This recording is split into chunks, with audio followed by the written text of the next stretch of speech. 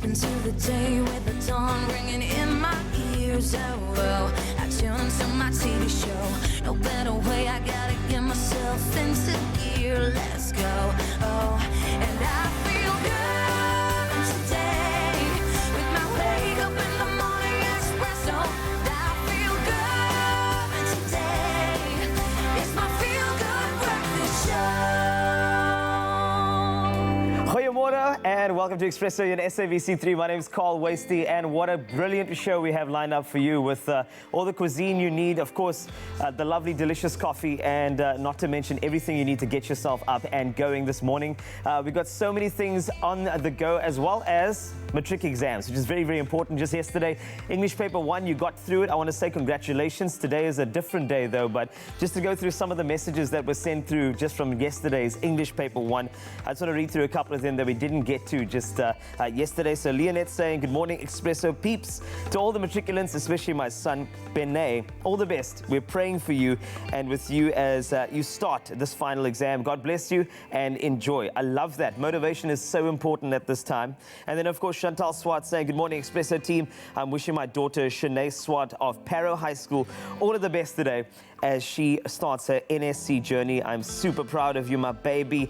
And remember, you got this. I love you so much, my angel. You see, that love is so important, especially when you say, I love you, I love you. There's no better motivation than that. And then Daphne saying, good morning, all the best to the matrics. And of course, read the question carefully and look at the mark allocation to kind of weight exactly how much focus you need to put into that before moving on. Some great advice there as well. Of course, today is a new day today, and there are some languages on the go. So if you are writing Xhosa, Zulu, Swati, as well as Debele today, SA Sign Language, and perhaps electrical technology, all the best to you, and send those comments to our Expresso Facebook page as soon as you can. On to Graham, who's got some weather details for you and looking sharp. What's up, my brother? No time to waste, my friend. So good to have your beautiful face gracing our screen again this morning. So good to connect with you as well around our matric exams. Obviously, such a tense time. I think for most matrics out there, regardless of how prepared you are, you're still going to be nervous. So just relax, man. Take a deep breath. Give one of those woo-sahs before you leave the house this morning. You guys have got this. So let's see what kind of weather you can look forward to once you get out of that exam hall and how it's going to affect you today in Johannesburg. Sunny conditions, mainly sunny across the land. Hot temperatures ranging between 19 and 33 degrees as that heat wave continues. A northwesterly breeze can be expected for the entire day. Caution is advised in doing strenuous activities outside, and that applies to whenever the temperatures push above the 30s like they are at the moment. Just be careful out there. Durban, mainly sunny conditions with pleasantly warm temperatures and increasing cloud cover. That's towards the evening. Then a northeasterly breeze can be expected with high humidity, but enjoy a warm and beautiful sunset, I think. Port Elizabeth, you've got mainly cloudy conditions with a northeasterly breeze dying down as the day progresses. Then towards the evening, cloud cover is going to slightly decrease and that humidity is going to rise. Temperatures, they'll be sitting between 15 and 21 degrees for the day. In the mother city, more rain expected, time for clouds and sun throughout the day, with that northeasterly wind getting stronger as the day progresses. Batten down the hatches, and then as evening approaches, we've got cloudy conditions expected with an evening shower, followed by periods of rain. So very much like yesterday, but you grab those coats, prep yourself. Bit of a sting in the tail here at the moment. So having a lot of fun this morning with our beauty room. Obviously a change of seasons, might not be feeling it everywhere, but certainly feeling the heat up north. So we are going to delve into some of the summer fashion trends that we're going to be exploring on the show today.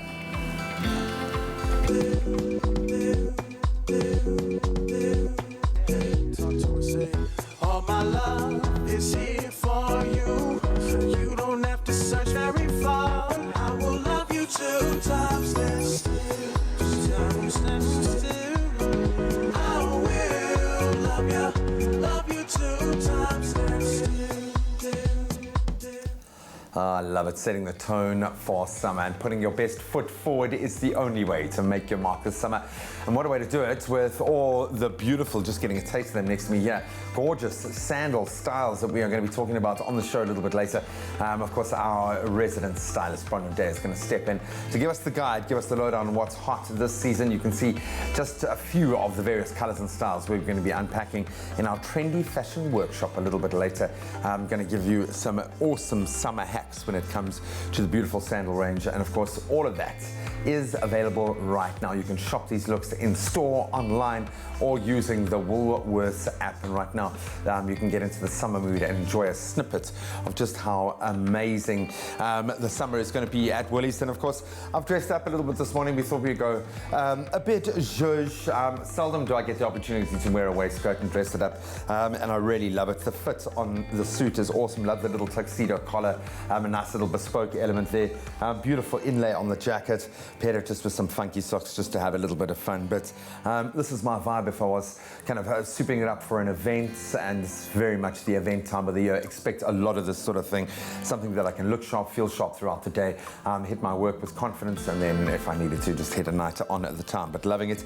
And of course, the look is available in its entirety on the Woolworths app, and there are some amazing promotions running at the moment, guys. Some incredible competitions. So if you don't have your Woolies card, get it right now and go online and start inspiring yourself for a brand new season. But as I said, we've got our fashion team here to inspire you with some summer looks a little bit later this morning, so stick around for that. But we're going to inspire you all round. I think this morning, lots of inspiration needed ahead of our exams. It's Languages Day. Don't know how you're feeling about that, but let's see if we can pump you up just a little bit.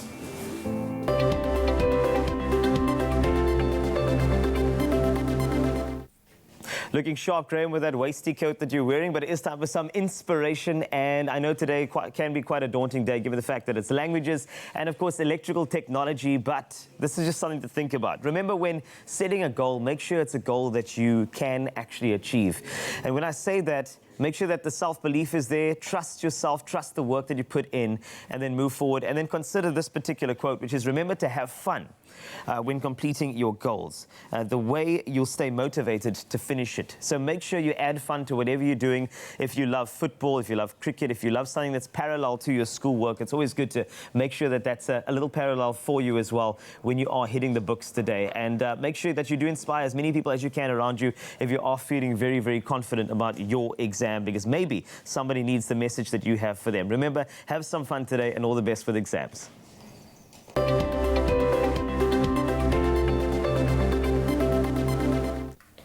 A very good morning to you. It's just hit 7 minutes after 6. Time for us to take a look at those news headlines. Mmusi Maimane has stepped down as the leader of South Africa's official opposition, the Democratic Alliance. Former Nelson Mandela Bay Mayor Athol Trollip has followed Maimane's footsteps and resigned as federal chairperson of the DA. President Cyril Ramaphosa has welcomed what he terms Russia's commitment to deepening its engagement with Africa. This after Russian President Vladimir Putin said his country would be wishing to double its trade with the continent in the next 5 years. In international headlines, Tanzania's highest court yesterday annulled a law which allows families to marry off girls as young as 15 to 31. 31% rather of girls in Tanzania are married before the age of 18, and 5% get married before their 15th birthday. The US is lifting sanctions on Turkey after its recent offensive against Kurdish fighters in northeastern Syria. The US sanctions were imposed in response to Turkey's recent offensive against Kurdish fighters, whom it regards as terrorists. And finally, almost a decade after the sound of the vuvuzela became famous during the 2010 FIFA World Cup, this one-of-a-kind trumpet has taken on a new purpose.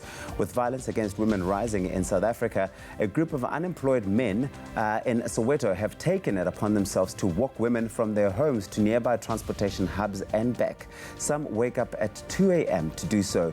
And with that uniquely South African call, they let the women know that when they are ready. The women are then escorted safely to their taxis and buses. The Angel Network is now raising money to gift these heroes a little something as thanks for going above and beyond. They welcome donations. On that note, we leave it here for now. Here's Graham with a look at your sports headlines.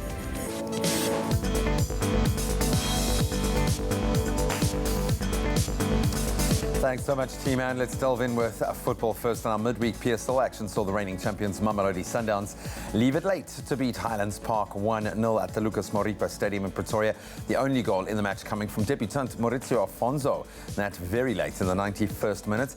Then defender UEFA Champions League title holders Liverpool claimed a pretty comfortable 4-1 win over Belgian football club KRC Genk at the Luminous Arena last night. And in motorsports, quite a big revelation there. Formula Formula One's Renault drivers Nico Hülkenberg and Daniel Ricciardo have both been disqualified from the Japanese Grand Prix that took place on Sunday, the 13th of the month, as punishment for their team breaching regulations over brakes. We'll delve a little deeper into all of those stories as we progress, but let's cast a wider net now over our weather, see what you can expect in your part of the world. Hey, babe, check this. Fascinating. You know, I don't mean to brag or anything, but Don't ruin the moment. Prevent allergies or cold and flu with fast-acting powder nasal spray from the Nexa range. Brought to you by Pharmadynamics. Quick look at your weather now, and we asked you to send in your sunrise pictures. Kolani Shabangu sent us his sunrise from Osuk border in Mpumalanga, where partly cloudy conditions can be expected with a shower or thunderstorm in spots this afternoon, reaching a maximum of 30 degrees.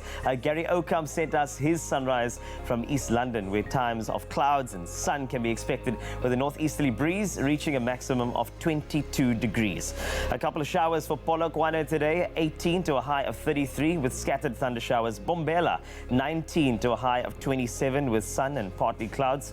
Of course, Pretoria, 19 to 35, a maximum of 33 in Johannesburg today with a low of 18. The highest temp in the country is Mahikeng with 38 degrees, a massive one, plus a minimum of 21 degrees. So don't worry, you can wear a vest in that area. Klerksdorp is 20 to 37, and then northwesterly wind of 28 kilometers per hour in Kimberley, a low of 13 to a high of 35. Bloemfontein, you reach a high of 32 today with a low of 12. Richards Bay, a high of 26 from a low of 17. High humidity for Pietermaritzburg today, 12 to 26 in that region. In Durban, 17 to 24. And then, of course, Mthatha, 27 is your high from a low of 11. Northeasterly wind of 22 kilometers per hour. That is in East London with a high of 22 there from a low of 16 this morning. Cradock, a high of 32 from a low of 13. Also, high humidity once again in the country, this time in Port Elizabeth with a low of 15 to a high of 21. Georgia, 22 today from a low of 14. And the lowest temp in the country, Sutherland, a very low 19 in respect, of course, a low of 8 in that region. And then some light drizzle for Cape Town today, 14 the low to a high of 19. Worcester is 21 today from a low of 13. Springbok is a low of 10 to a high of 23. Uppington, a significantly high 35 from a low of 14. And that's it for your weather conditions right here on Expresso.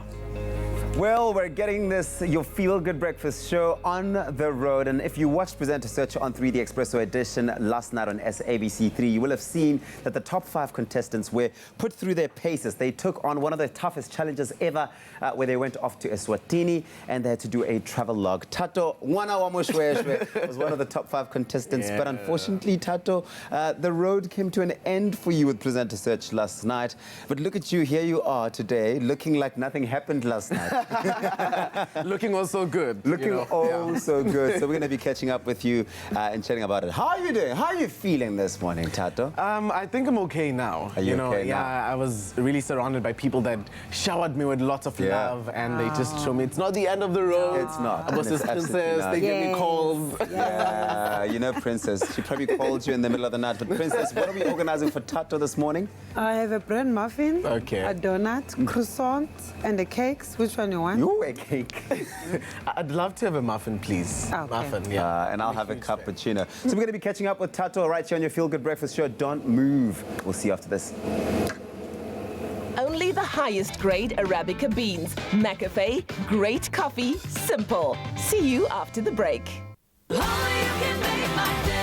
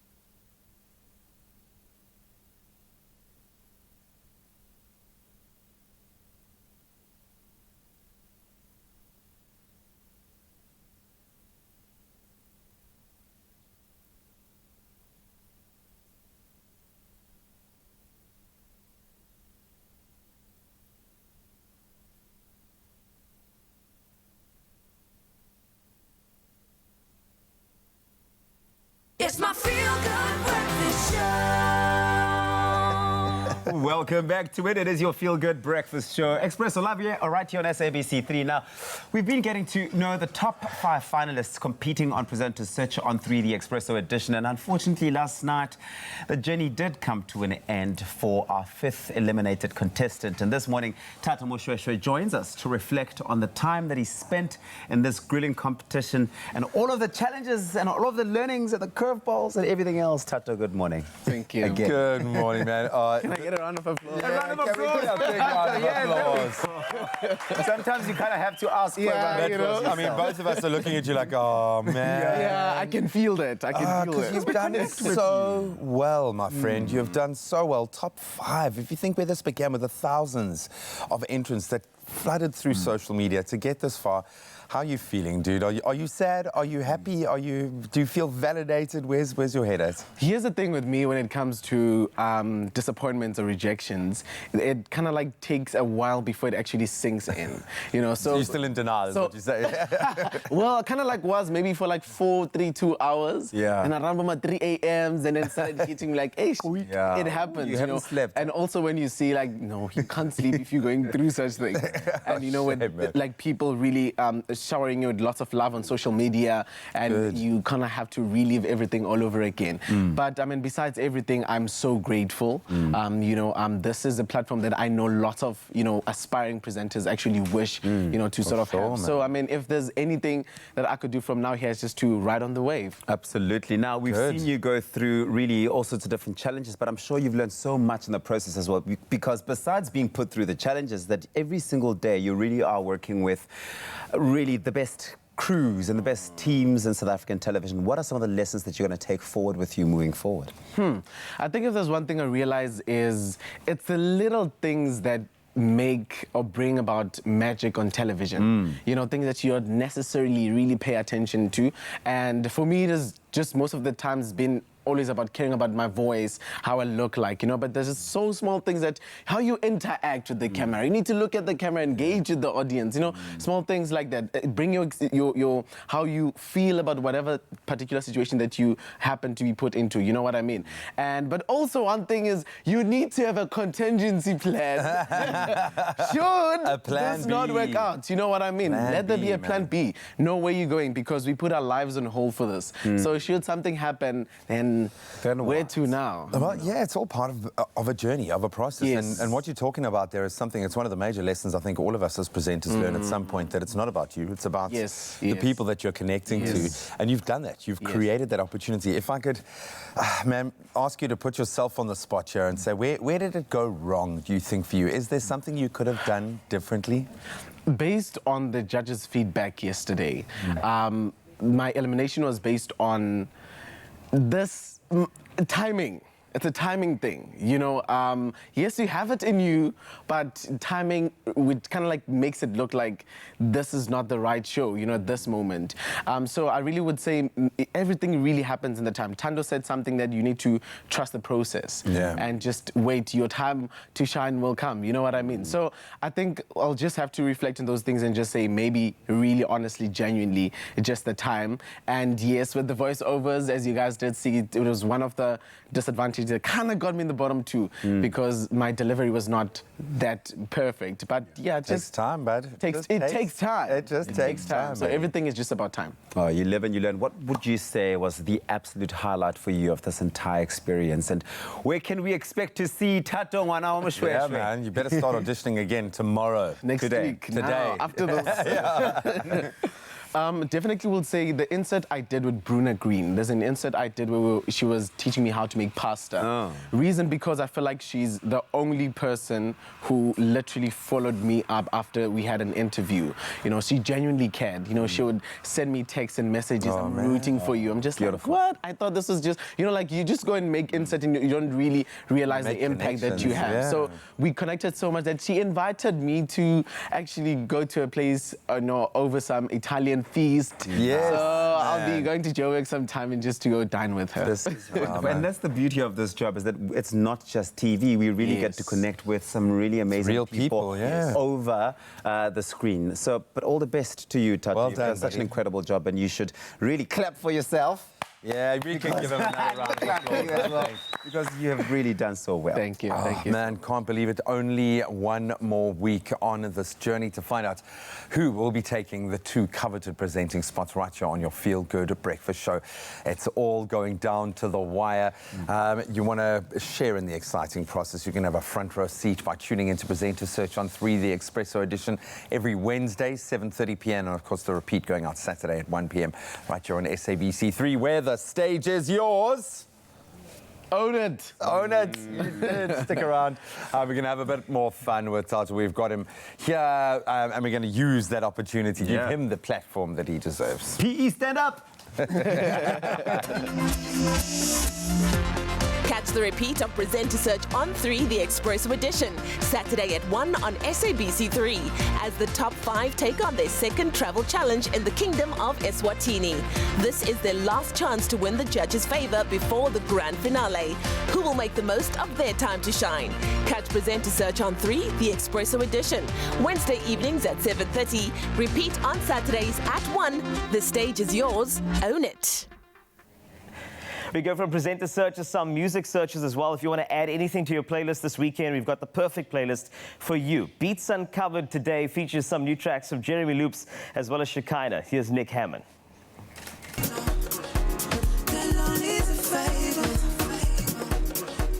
What is up, you guys? It's me, Nick Hammond, back once again with Beats Uncovered, my favorite picks of new music from the 5FM playlist. And from me to all the matrics writing in 2019, I just wanted to wish you all the best of luck. As you can see, I'm representing my former school of Hogwarts, but wherever you're happening to be writing your final examinations, I really and truly hope it goes well. Right, let's get into this week's top 3 picks. In fact, I've got 3 local ones for you today, and the first one comes specifically out of Durban. It's DJ Lag and Shekinah, called Anywhere We Go.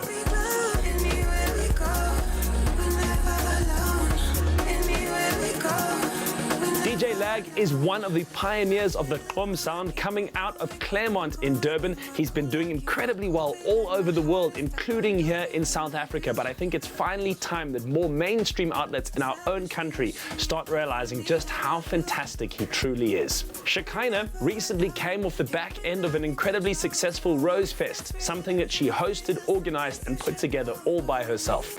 Initiatives like that are what make her a truly incredible South African talent. Check out pick number 1 this week, a fusion of genres, on Beats Uncovered with me, Nick Hammond.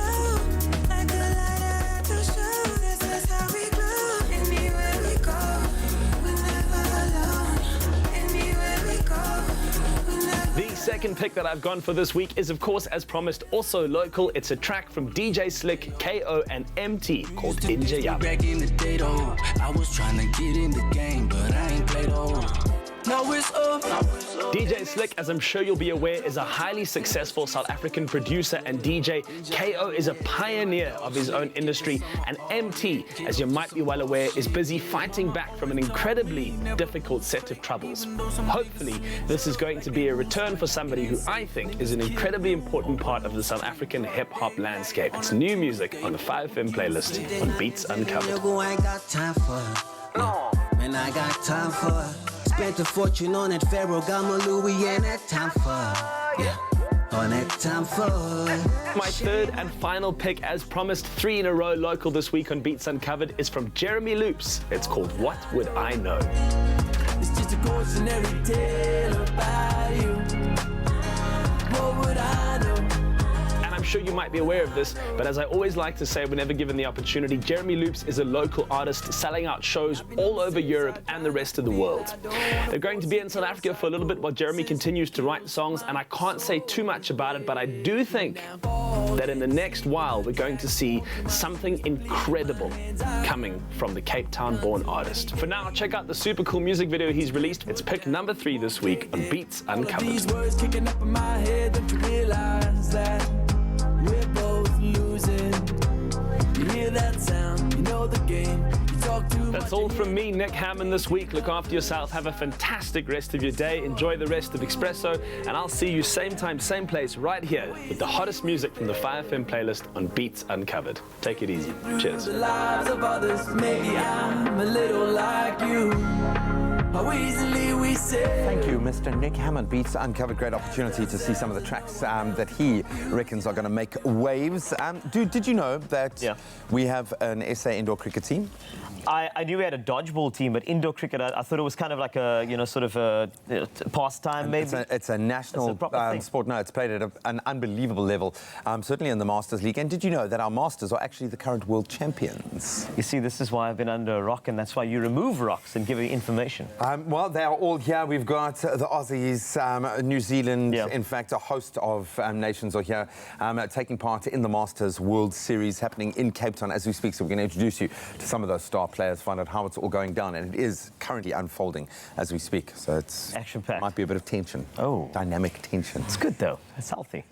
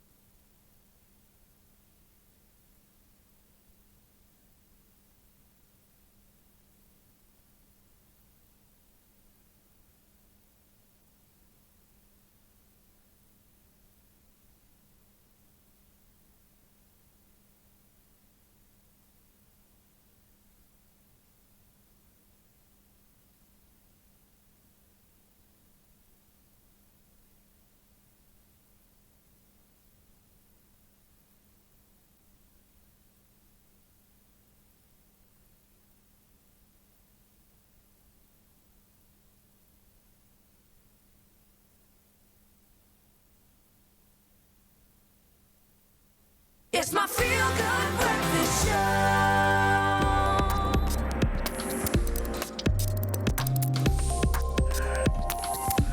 Welcome back to it. It is your feel-good breakfast show, Expresso. We are still live on SABC3. It's a beautiful Thursday. Thank you so much for choosing to wake up with us, starting your Monday, or Thursday rather, your morning off with us on a feel-good type of note. When you hear the tune, you know it's time to check in on what's happening in the world of tech. Tato, what's happening? Okay, now here how it goes. Now, Raytheon has delivered the first anti-drone buggy to the US Air Force just over a year after it introduced the technology. Its highly energy laser system mounted into a small all-terrain vehicle which uses electro-optical sensors to detect the tracked drones. Now, what's most interesting is that after it identifies and also tracks the unwelcome flying device, it then neutralizes it and its laser in a process that takes a few seconds. Now, the Air Force received the anti-drone system earlier this year and will deploy it overseas for a year-long experiment.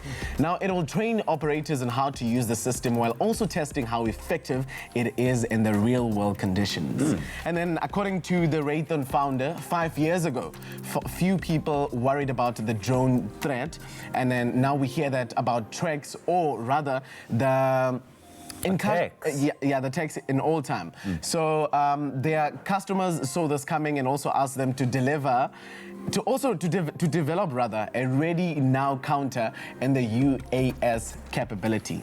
Now they also did that by going from the drawing board to deliver in less than 24 months. Sure, they're always working so hard, these guys. Definitely, all the time. There is no stopping. That's interesting because on the other end, SpaceX are coming out and saying that they want to bring fast, affordable internet to people around the world with their Starlink project. Now, they've already started a constellation of the small satellites in orbit that connect and communicate in order to deliver internet across the world without the need to lay massive, expensive undersea cables, which is obviously a giant leap, right? Yes, now, Elon Musk, SpaceX CEO, has just announced it's functioning by sending the first tweet from the internet connection, listen to this, internet connection, first tweet that came out of there, supplied by the system, which is just groundbreaking. Wow. It marks a major step in the implementation of this ambitious project.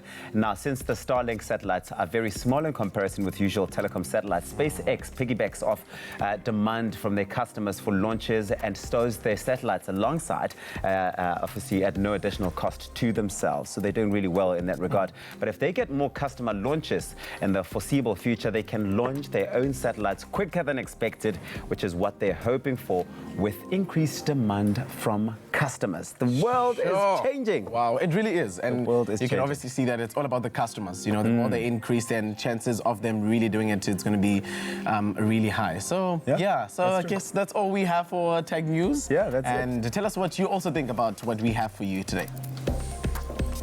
Get an insurance quote and stand a chance to win one of 6 Samsung S10 smartphones. Simply SMS the keyword INSURE to 30788 for a callback and a quote, and you could be a winner.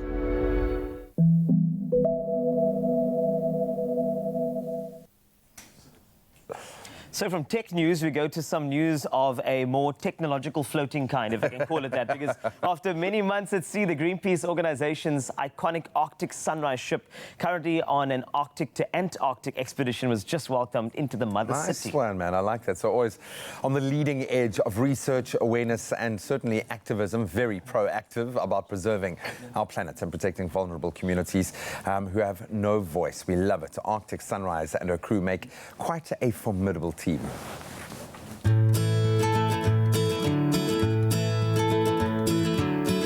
The ship is one in a fleet of vessels contributing to the environmental organization's pole-to-pole ship tour to rally support for a global oceans treaty, one which will see the United Nations protect 30% of the world's oceans by 2030.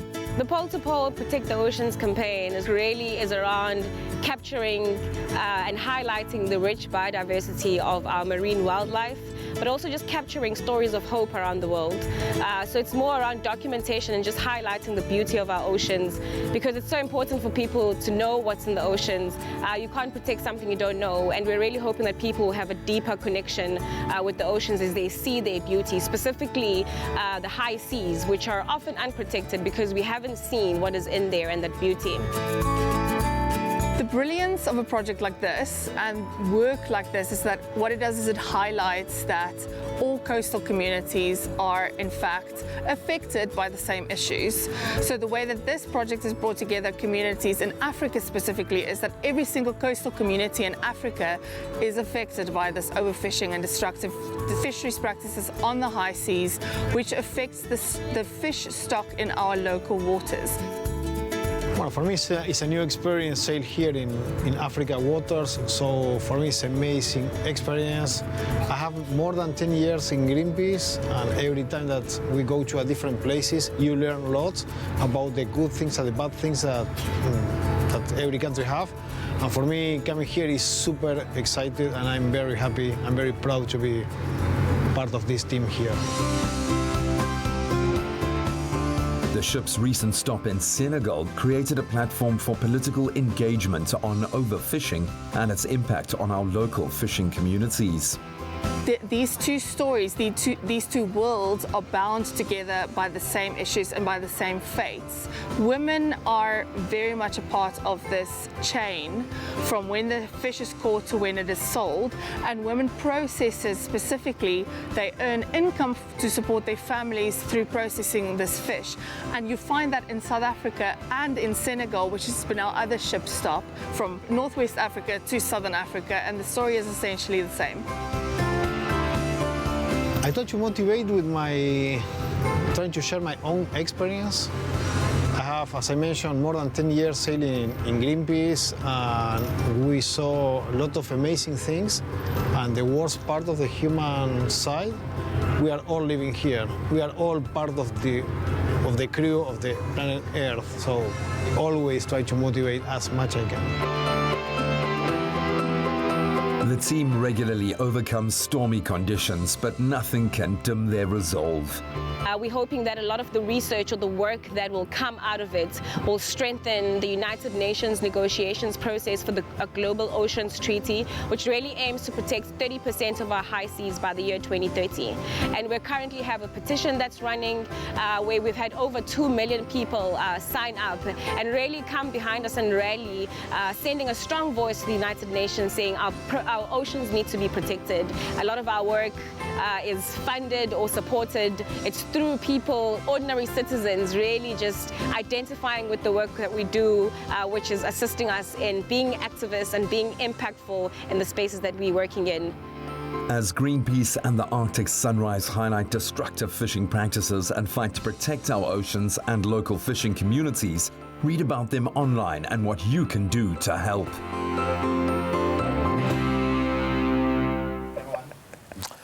Beautiful stuff, man. Really, really cool. I think showing quite a warm, fuzzy side of Greenpeace. Yes. We're so used to seeing them kind of on the forefront of activism, but it's a great way to educate. I love the fact that it's universal. People are people. Doesn't matter where you are in the world. Our fishing communities are the same. They get affected by the same pressures. Yeah. Well done. Awesome to have that on a South African leg on their tour. Yeah, we're all sharing one Earth, one planet Earth for all of us. And we have to look after it, though. It's kind of like cleaning your room. It's very, very important. We should think, no, but we have to think about it like that at the same time. I think we look at the task as such a big task, but if everybody clean their own spot, exactly, the entire world will be clean. I'm just saying. Yeah, it's really one thing that I'm also kind of like passionate about, environmental sustainability. I mean, I had an insert on Presenter Search on 3 that was entirely nice. Yes. Did you see how you managed to bring that back to... look at you. Find my way back here. Hanging out with Tato, one of the top 5 contestants eliminated last night. Unfortunately, Presenter Search on 3 is hanging out with us here on your Feel Good Breakfast show throughout the morning. Connect with us, connect with him. That Facebook page is Expresso Morning Show SABC3. We'll see you after this. Bring home more than just memories of Mauritius with Club Med's all-inclusive holiday packages for families, friends and active couples. Choose from 3 Club Med Mauritius resorts and save up to 15% on your December 2019 booking with their early booking bonus. Extra bonus, kids under 12 stay free in Mauritius and fly free on Air Mauritius. Contact the agency by Club Med to book and visit clubmed.co.za for details.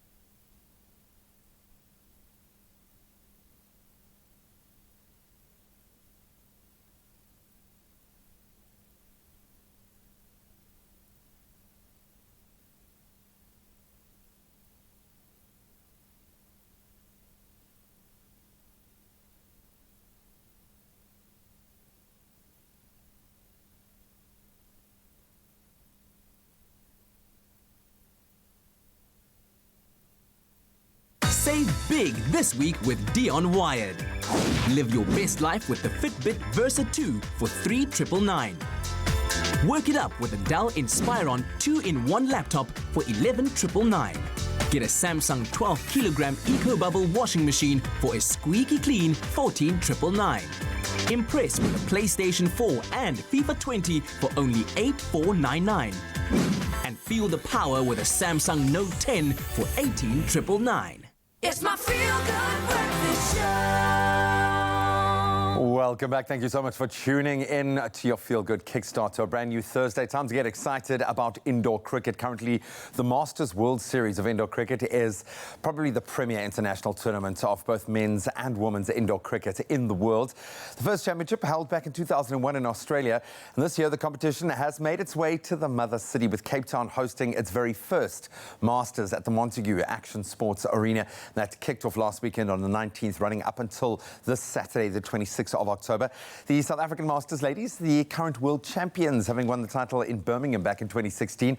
The Masters officially, of course, kicked off, as I said, on Saturday. But before it got underway, I spent the day in the arena with the team to see how preparations were going ahead of their World Cup.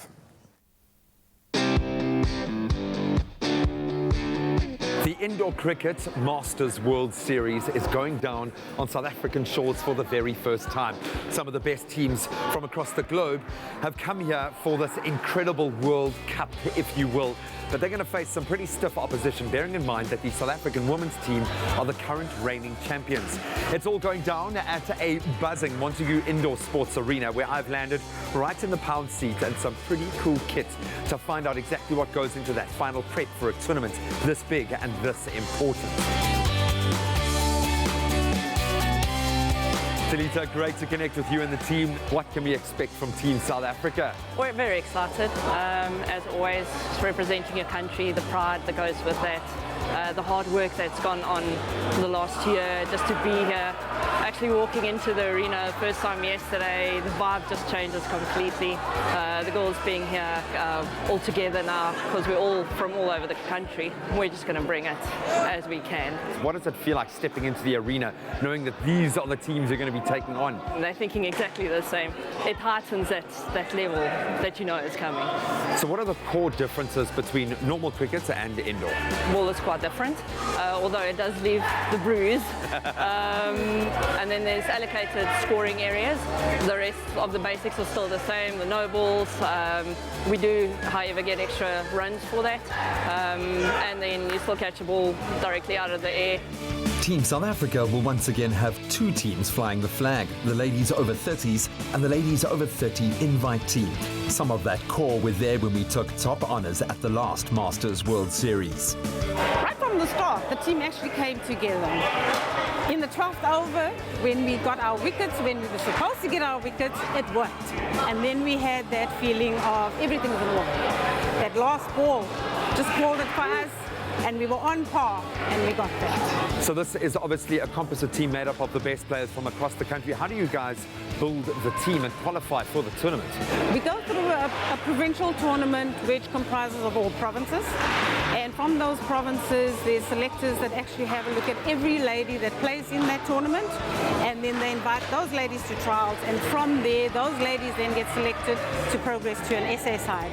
It's either an SA side, depending on where the tournament is. If it's local, as in now, it could be an SA invite side as well as an SA side.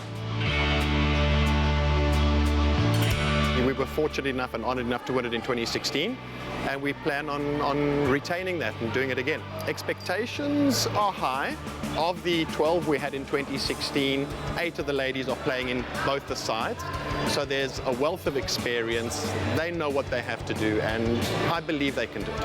I would say Australia have always been at the forefront of this game, so they would be the toughest opposition. We have a special country, we have a special core, and I don't only mean the ladies, I mean everybody in the sport. It's like a big family. It makes South Africa realize what a little sport like indoor cricket can actually do, and just go out there and give it everything we've got for our country. Good luck to both teams. Let's hope it's an all South African final, but most importantly that the trophy stays on our shores.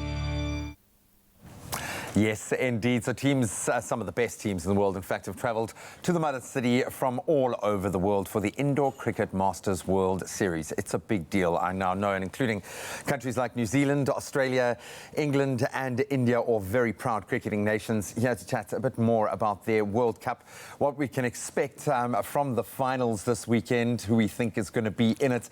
Welcome from Team South Africa, Chantal Botha, David Bell from New Zealand, and Sarah White and Brenton from Australia. Dinga.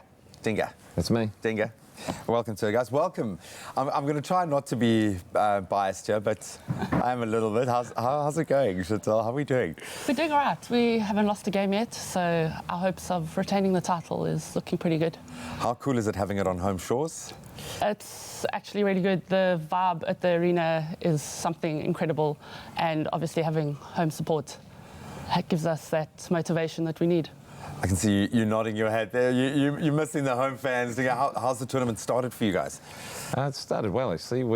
It's a very long trip to get here. We had a 17-hour flight. Was our first we do flight. that on purpose, just to grind you down a little bit. Yeah. But no, it started well. We're enjoying the hospitality. We're enjoying the nets. The way the nets play here is a little bit different to home, and so being forced to adjust has been good fun.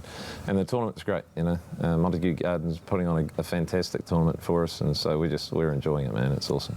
It's quite a thing when I got to step into the practice arena when everything is in full swing. It's a little bit intimidating. Granted, I had to also face a whole lot of balls from the team as well, which was nice softening up. I mean, the ball still stings as much, it feels like to me.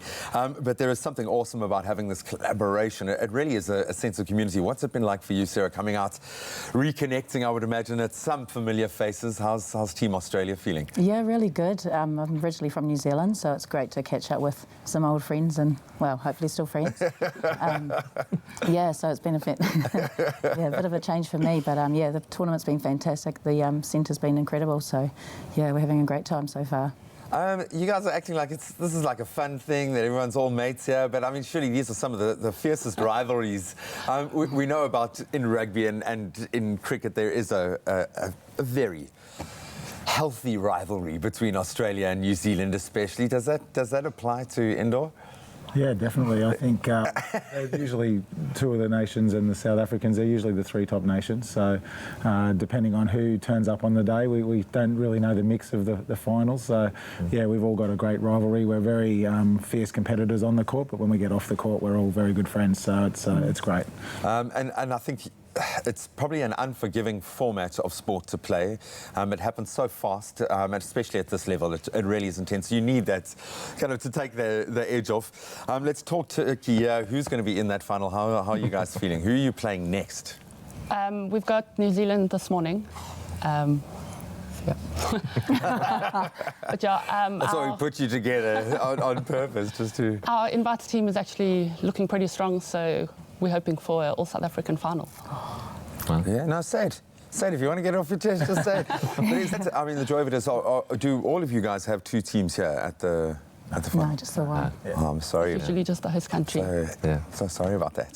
That's pretty tough. So let's get real here. How are you guys feeling about your chances coming into the tournament? It is always about winning. Where's the expectation of New Zealand at the moment? We've got lofty expectations. We haven't come over here to participate. We've come over here to win. And so, and we 100% believe not only that we can, but that we will. And in the first game against Australia, they thrashed us. So we've got exactly where we want them. Now, can I trust anything you say for the rest of this morning? You pretty much can't. I love the fact that it's a World Cup, and you guys are composite teams of players that are being drafted from a South African perspective from all over the country. What's it like having to now gel? How do you get the systems in place in time for a tournament like this? How have Team Australia approached this? Yeah, I mean, we only really came together as a group when we arrived here. So, yeah, we had a few days to bond, pretty much, especially for me, not knowing a lot of the girls from other parts of Australia. So, yeah, we've gone out and we've gotten to know each other pretty well with some bonding and travelled around and seen some sights and things like that. So, yeah, it's been fantastic. We're pretty much a family now, I think. So, yeah, we're just kind of building at the right time. And That shared experience, and of course you guys were in the final last year, so obviously some unfinished business over there. From the guys' side, from Team Australia, Brenton, what was the approach coming into the tournament from a tactical perspective? What wins it for you on match day? Because it feels like to me that things can turn on a dime. One performance can change it, one ball can change it, one catch can change it. How do you prepare for something like that for a tournament? Look, we have a very thorough system at home to pick these sides for our country. So we've got a very strong national tournament, which puts us in good stead to be able to play very well at this level. So it's difficult when we only come together when we arrive in the port that we're playing in. So typically we play against each other, and then 12 guys get together and have to perform for our country. So we don't have training camps and things like that. So it's a little bit thinking on our feet, I suppose, but I think it just comes down to discipline. We've all been around, for a long time because we're masters, so we've been playing for a while. So I think, once we get here and we sort of bond and gel together, I think it just comes down to discipline, and whoever, out-disciplines their opposition on the day typically wins. Yeah, and a little bit of fire goes a long way. Guys, thank you so much for making the drive out here. I know you've got game time on the mind at the moment. Let's go Team South Africa. All due respect, let's hope it's an all South African final. No, I really am kidding. Enjoy it, soak it up, enjoy the sense of community. I think that hit me more than anything else, was just how cool it was to be in that space and feel that energy, and how much enjoyment is happening as well. But take nothing away from it's a competition, guys. So yeah. Thank you so much to all of the teams taking part, and we'll do our best to distract you with Cape Town's sights, and hopefully they'll have an opportunity to really soak up the best that the mother city has to offer. But it's all going down at currently as we speak at the Montague Indoor Arena. If you can go and check it out, the finals taking place this Saturday, the 26th of October. Well, you can let that sink in, maybe show some national pride on our social media platforms. We're going to take the quickest of breaks. We'll see you on the other side.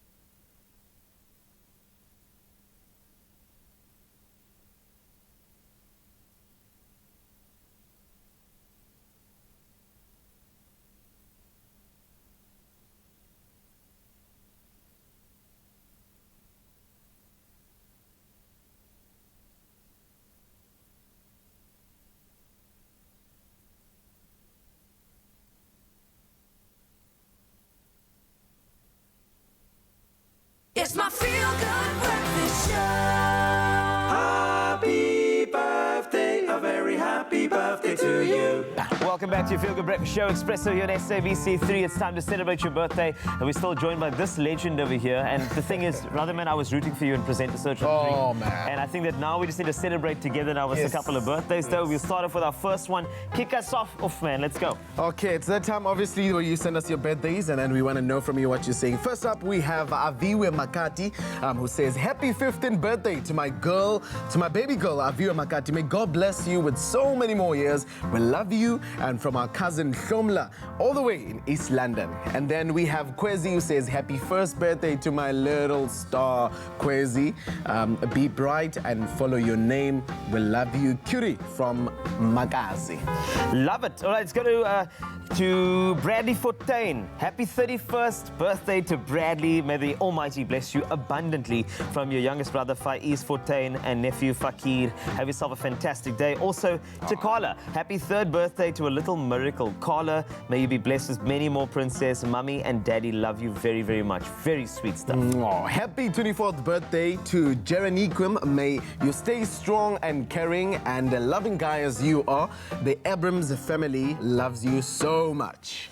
And then we have also Washila Isaacs, who says, happy birthday to my beautiful lady. Washila, may you have a fabulous day. We love you from your family and friends. And I love Washila's smile as well. That's what it's about right there on your birthday. Also to Zeke, happy 8th birthday to our son. It's a very special day. Enjoy every single moment of it. Look at Zeke over there. Brilliant. We love you a lot from your mama, daddy, and the Lunsman family as well. Have yourself an incredible day. Also wishing my brother Zahir a happy 15th birthday. Look at that blue steel over there. I almost thought it was Justin Bieber. I mean that in the best way possible. Please be happy today, have fun, and all the best on your mathematics paper that you're writing today. So much love for the October babies, hey? Happy 11th birthday to our diva, Zian. May you receive all the God's richness, blessings in your life. We love you. Enjoy your special day from mom, dad, and your big sis as well, showering you with so much love there. And then we have Sion who says, God's richest blessings on your 10th birthday, Cece. May God bless you, be your guide, your strength. I pray that you grow in grace and knowledge and the Lord and Savior Jesus Christ. Have a blessed and wonderful day. Love you, mommy, Oma. Everybody loves you, showering with so much love. And that's the thing. That's how you write a birthday message in future, though. It's not just like HBD because Facebook reminds you. We have to kind of give it all of the quality that you need, though. When is your birthday? My birthday is next month, so I'm definitely hoping somebody's going to be sending their shoutouts for me. Oh, lovely stuff, though. Great stuff. All right, so happy birthday to you. If you get a birthday wish, all you have to do is send it through to us on 071 640 6551. And a 15-second video will do. Make it entertaining, make it creative, and make it a lot like this. This is Haley. Shower them with so much love. Happy birthday to me. Happy birthday to me. Happy birthday to me. Cute! Look at that. Okay, so next month when it's your birthday, I want a video like that, sent to you just like that. I'll do the same video. Reminds me of when I was a child, eh? There we go. Happy birthday to you, and send those 15-second birthday videos to 071 640 6551. We'd love to wish you and honor you on your special day as we jump on to news. This is Expresso on SABC3. And we take a look at those news headlines. Mmusi Maimane has stepped down as leader of South Africa's official opposition, the Democratic Alliance. Speaking at the DA headquarters in Johannesburg yesterday, he said he would continue in the role as parliamentary leader until the end of the year, after which the party will go to Congress to elect new leadership. Maimane's resignation comes 2 days after Herman Mashaba announced his resignation from the party and subsequently as mayor of Johannesburg. Former Nelson Mandela Bay Mayor Athol Trollip has followed Maimane's footsteps and stepped down as federal chairperson of the DA. President Cyril Ramaphosa has welcomed what he terms Russia's commitment to deepening its engagement with Africa. This after Russian President Vladimir Putin said his country wished to double its trade with the continent in the next 5 years. Deals worth billions of dollars are expected to be signed in the fields of nuclear energy, mining, oil, gas and agriculture. Earlier yesterday, Russia landed 2 nuclear-capable Blackjack bombers at the Vaterkloof Air Force Base on a training mission, a flight coinciding with the Russia-Africa summit. In international headlines, Tanzania's highest court yesterday annulled a law which allows families to marry off girls as young as 15. The Supreme Court of Appeal upheld a ruling of a lower court that said child marriages infringed on girls' rights and are unlawful and unconstitutional. The court said girls could not marry before 18, the age for boys. The ruling is a milestone for the rights of girls. According to the United Nations Children's Agency, 31% of girls in Tanzania are married before the age of 18, while 5% get married before their 15th birthday. The U.S. is lifting sanctions on Turkey after its recent offensive against Kurdish fighters in northeastern Syria. President Donald Trump said yesterday, that is, unless something happens that we're not happy with, he said. It comes after Russia and Turkey agreed to extend a ceasefire along the Syrian border. Turkey's offensive began the Trump's unexpected decision to withdraw U.S. troops from northern Syria earlier this month. The U.S. sanctions were imposed in response to Turkey's recent offensive against Kurdish fighters, whom it regards as terrorists. And finally, they were jailed for murder, armed robbery, and other violent crimes and are inmates of a maximum security prison in Argentina. But every Tuesday, 80 inmates aged 18 to 40 seek redemption through the rough and tumble of rugby as they train under Eduardo Oderigo, a lawyer and former rugby player. And since the project has taken off, the rate of reoffenders amongst the rugby players is way down. In Kenya, the same scheme has been rolled out by a non-profit organization, Espartanos Africa, with the same results. One of the inmates says rugby has taught him self-discipline and given him self-esteem again, making him forget he is in prison. Now, who could have thought rugby can be so therapeutic? On that note, that's where we leave it for now. Here's Graham with a look at your sports.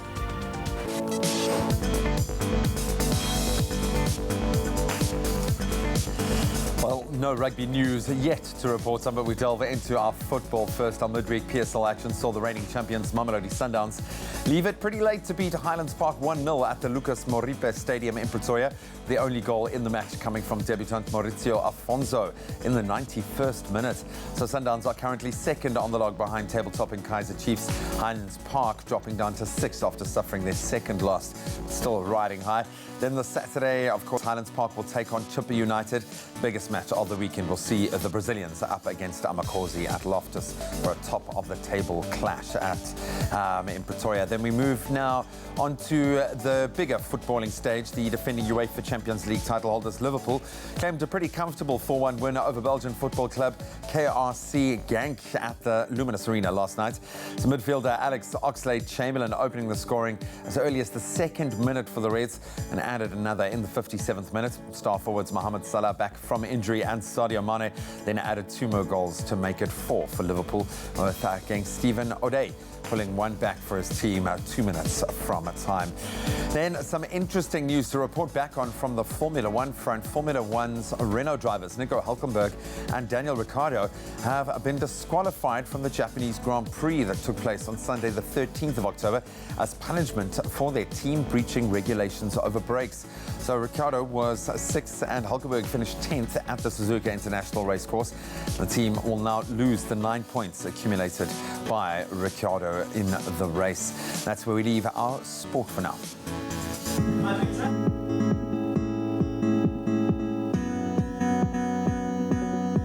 Before you leave the home, let me give you a little update on what's on your roads. In the Gauteng Midrand area, there's been an accident on the R55 southbound between Arthur Avenue and Crowthorne. Heavy delays can be expected. Please be patient on the roads this morning. Let's move to the Western Cape now. In Strand on the N2 outbound, there has been an accident before Reunion Drive, obstructing 2 lanes. Delays can be expected. Please approach with caution. On the Metro Rail lines, the Northern Line, there's service recovery underway on the Muldersvlei line following earlier pantograph hookup between Lyndoch and Flottenburg. Muldersvlei train service will operate as per normal, and the schedule is in both directions, so make sure you just exercise some patience in that particular area as we move on to some weather. A zero-fee account with 0 surprises. That's different. Money. Take a look at your weather. We've asked you to send in your sunrise pictures, and Sam Cross answered the call and sent us his sunrise picture from Durban, which looks like a screensaver, where mainly sunny conditions can be expected with pleasant temperatures and a northeasterly breeze reaching a maximum of 24 degrees. Faisal Sherville sent us his sunrise from Nelson Mandela Bay, where cloudy conditions can be expected with a northeasterly wind that dies down in the evening, reaching a maximum of 21 degrees. Taking a look at some other areas in your country, a couple of showers for Polokwane, a low of 18 to a high of 33. Moving along to Mbombela, a 19 to 27. Pretoria today, 19 to 35. Joburg, a high of 33, and that is to a low of 18. The highest temp in the country, Mahikeng, you'll reach 38 today from a low of 21. Klerksdorp, 20 to 37. A northwesterly wind of 28 kilometers per hour. That's in Kimberley with a low of 13 to a high of 35. Partly cloudy in Bloemfontein with sun mostly, 32 the high there from a low of 12. Richards Bay, you reach 26 today from a low of 17. Very high humidity for Pietermaritzburg, a low of 12 to a high of 26. Sun and clouds for Durban, a high of 24 from a low of 17 this morning. 11 the low in Mthatha to a high of 27. There's a northeasterly wind of 22 kilometers per hour in East London, a high of 22 over there from a low of 16. Craddock, you'll be 32 today. That is from a low of 13. High humidity for PE, 15 to 21. George, 14 to 22. The lowest temp in the country is Sutherland, a very low 8 to a high of 19. Light drizzle for Cape Town today, also a high of 19 in that part. Of course, a low of 14 there. Worcester, 13 to 21. Springbok, you are a low of 10 to a high of 23. And then Uppington, a high of 35 from a low of 14. And that's it for your weather conditions. Have yourself a lekker day. Lekker day indeed. Could get even better. Time for some smooth fame and fortune with Tropica. For the last 2 months, we have received tons of entries for this season of Tropica Island of Treasure in Curacao. People from all over South Africa have shared a selfie or a video if they want to stand a chance of joining 6 of South Africa's biggest celebs, obviously in the beautiful Caribbean. And if you want to get on it, you better enter now before entries close. Let's in fact see how many days you've got left to enter for hashtag TIOT9. Ooh, it is 1 week. I can't believe it. Only 1 week we have left. Only 7 days, guys, left to enter. So you've got to get on it now. Enter to star in this season of Tropica Island of Treasure Curacao. I can't believe it's only a week left. All you have to do to enter for Tropica Island of Treasure is WhatsApp the keyword TIOT9 to 063-921-8395. That's 063-921-8395. And we will send you all the information you need, all those entry details. Come on, South Africa. One entry could change your life forever. We've seen it with our winners. 500,000 Rand goes a long way. You could also win fame and an opportunity to star in one of the hottest TV shows of the season. Remember, entries are closing in 7 days, so get on it. WhatsApp the keyword TIOT9 to 063-921-8395 for all the entry details. But as always, you can find the terms and conditions on tropica.co.za. Good luck, good luck, good luck.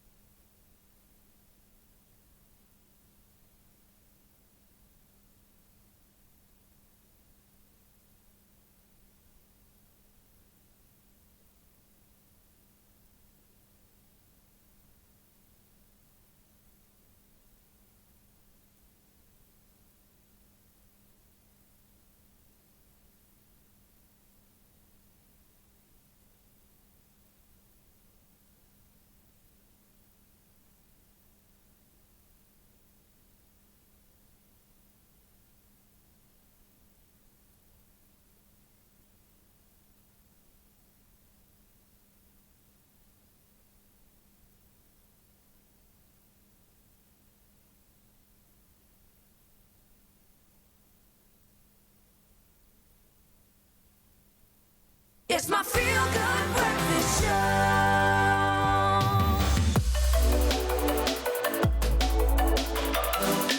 The glitz and glam.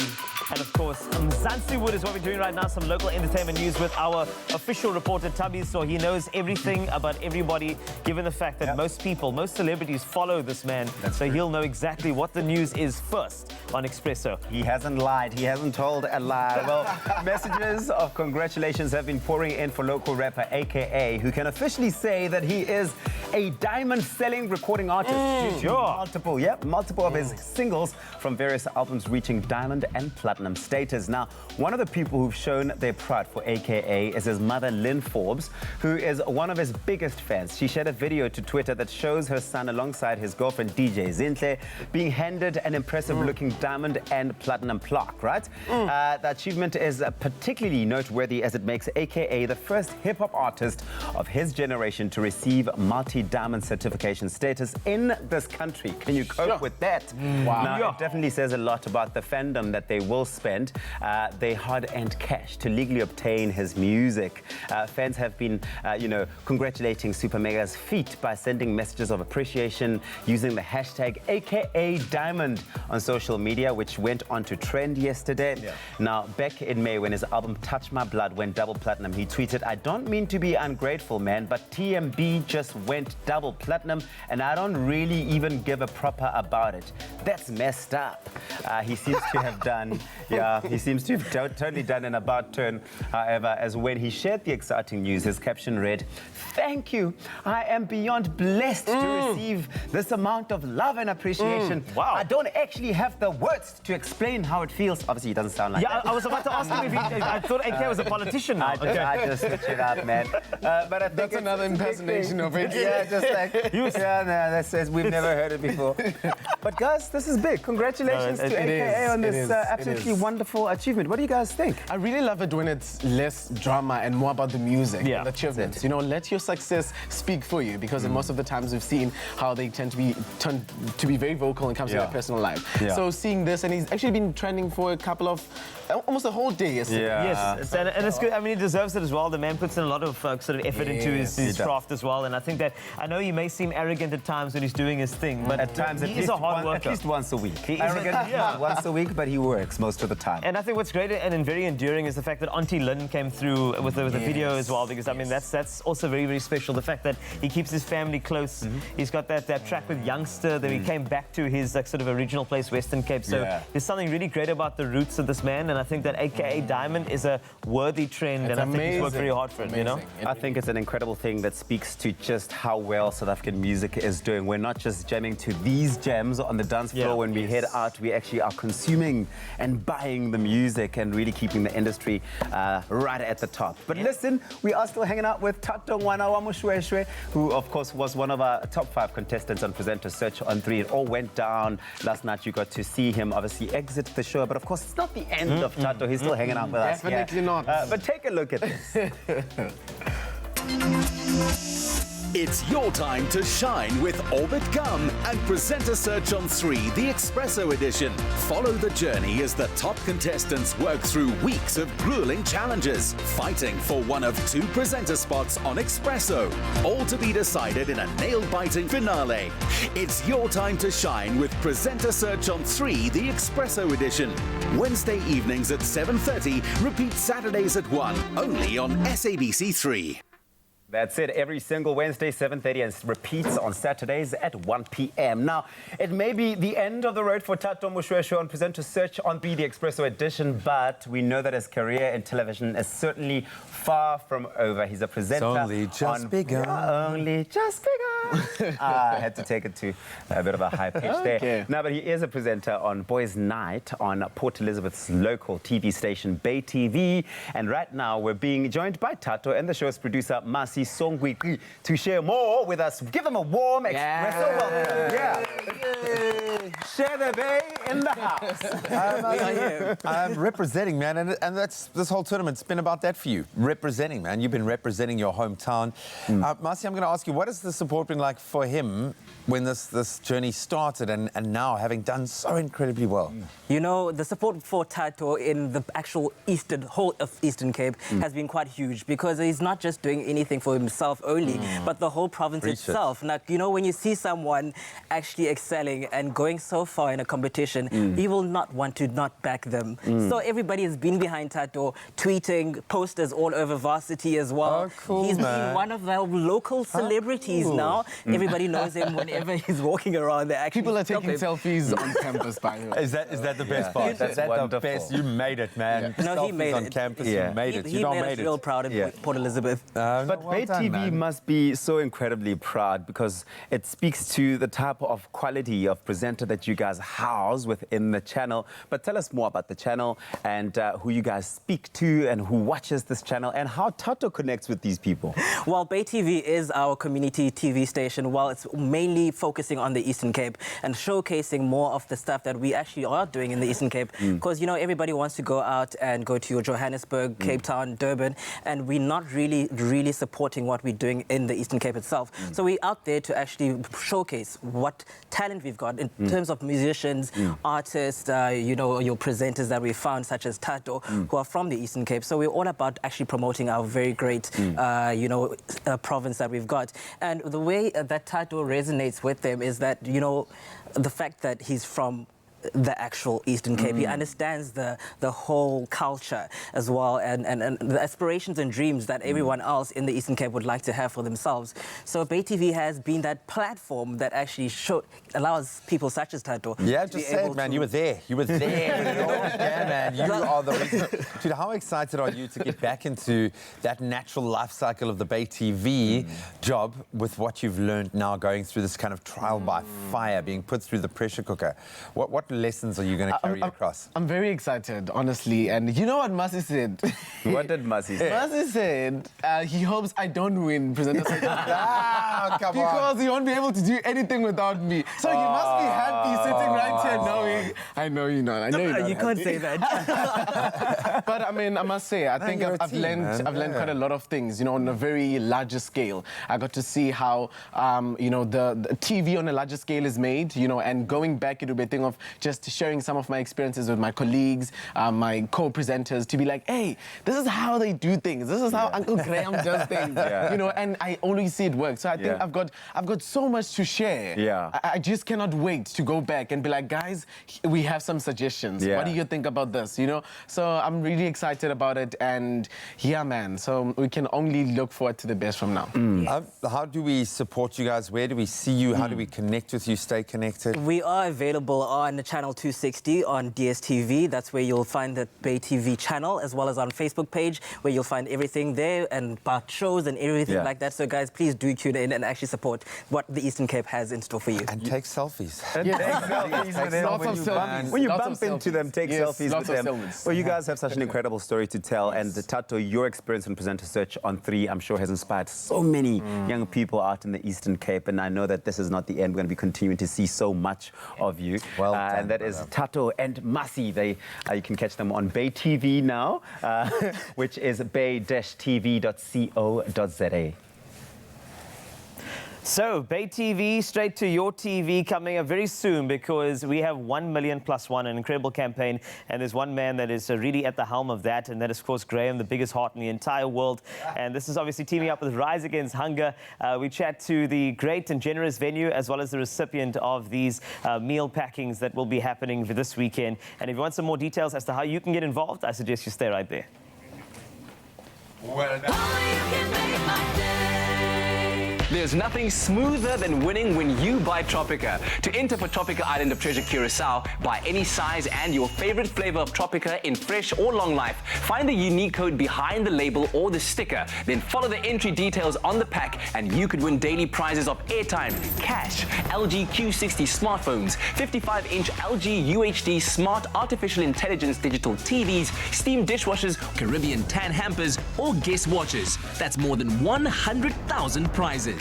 Now, for your chance at competing in Tropica Island of Treasure Curacao, record a video audition of yourself describing how you would outsmooth your competition on the island. Then load that video onto Instagram, Twitter, or Facebook with hashtag TIOT9, or WhatsApp the video to 063-921-8395. And it could be you winning a share of 1 million rand plus smooth fame and fortune while flying with KLM to the Caribbean for this season of Tropica Island of Treasure Curacao.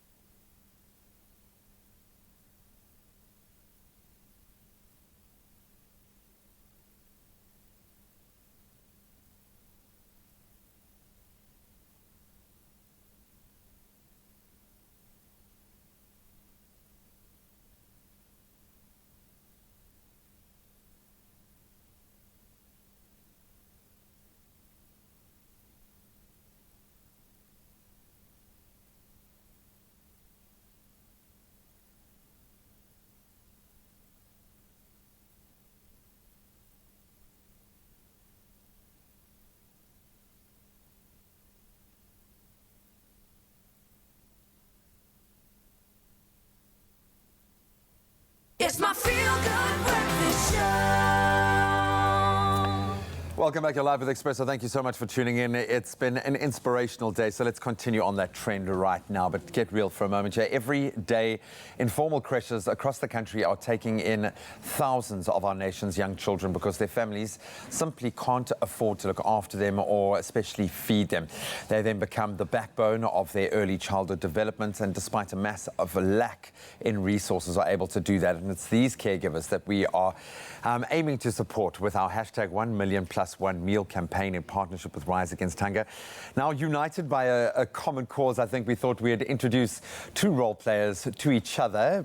First and foremost, the very generous hosts of our next meal packing event, Epic Shopping Centre in Soneka, represented by PRO Dani van der Westhuizen, and then Tracy van der Heide, the director of the Early Learning Resource Unit, one of the recipient organisations working to uplift those creches that we are talking about. Guys, thank you so much for joining us. So in a weird way, you two are now connected by the universe provider and those that are using the meals. Maybe Tracy, I can start with you. First of all, thank you to both of you for being involved in the way that you are. It's an everyday gig for you. You probably are best positioned to give us a reality check. Just how intense is it? What is the situation in the communities that you work in? Graham, it's extremely intense. We work in the poorest communities across the province as well as in the Northern Cape and the Northwest. And the situation's the same. It's quite dire. 90% of children in the communities suffer from food insecurity. So 90%. So if you look at it, we're in the townships, in informal settlements, and they simply don't get enough to eat. They don't get sufficient nutrition every day in order to achieve the milestones and developmental outcomes that we need. So we've partnered with organisations like Rise Against Hunger in order to ensure that there is sufficient food in these homes. And it's not just the children, it's the families as well. So parents and the extended family, siblings, while we target 0 to 6, it's not just those who are experiencing food insecurity, it's the entire family. You've got to connect to that entire network. Dani, maybe I can ask you this, because I'm a relatively new parent. I've got a 2.5-year-old boy, and the thought of him going hungry is just more than I can bear. So to know that the level of, you'd think, knowing that there are literally starving children, not just hungry, but starving children, a stone's throw away, that more of us would do something, but that's not always the case. So what has prompted you to step up now? Why are you guys as a centre? Graham, in the IPIC group, and thanks for the opportunity to be on your show. It's much appreciated. Guys have earned that at the very least, man. Yes. We have 3 divisions within the IPIC group, of which the IPIC Help Foundation is one of them, where we play a back role towards making other people feel like heroes and to be heroes themselves. So we are actually acting as a catalyst organisation in that sense, between donors and beneficiaries towards charitable cause where positive impact can be made in society, specifically with the need. It's actually tragic to know that statistics in South Africa show that between 10 and 20 children in South Africa alone die of starvation each day on a daily basis. Yeah. This is not some war-torn corner of the globe. I keep that hits home for me. Yeah, this is a few kilometres away. Yes, there's an African proverb that I'd like to quote here as well, because that actually is also very inspiring to us, which says that we don't inherit our land from our ancestors, we borrow it from our children. So the children is the future. And Mahatma Gandhi himself said that where there's love, there's life. And where there's life, there's hope. And where there's hope, there's a future. And that's exactly what we try to accomplish by supporting organisations such as the Rise Against Hunger in support of the objective to eradicate hunger by the year 2030. And we can do it. I'm starting to see the numbers, and that's why I'm so passionate about this. It's become a numbers game. But I see it with my own son, the critical gateways that he's going through in his development. Just how important is it to have a meal, that nutrients at that, but when we talk about our younger children in your space, and how devastating can it be for a child not to have that food? So the ages from 0 to 6 is one of the most important periods of development in human life. So any delays or lack of support in that critical period means that children are behind. So we're finding that children who don't have access to this support and services may be behind by 2 years when they get to school. So it accounts for the high dropout rates in school, low literacy, low numeracy. So a lot of that starts in early childhood development. The brain, for the first 5 years, is the biggest time for development. And factors like nutrition, our toxic environment in which children find themselves, all of that will impact on brain development. And this is the period you've got to do it, because later you've got to remediate. Yeah, and that's where the pressure on the system gets even greater. And this, you just kind of always assume someone's going to be doing it. There's, you know, and the fact is that there's not. It's up to us now. You've got to step in and do that. Yeah, so 0 to 2, especially for nutrition and health and parenting, is the most critical period. So we've got this window.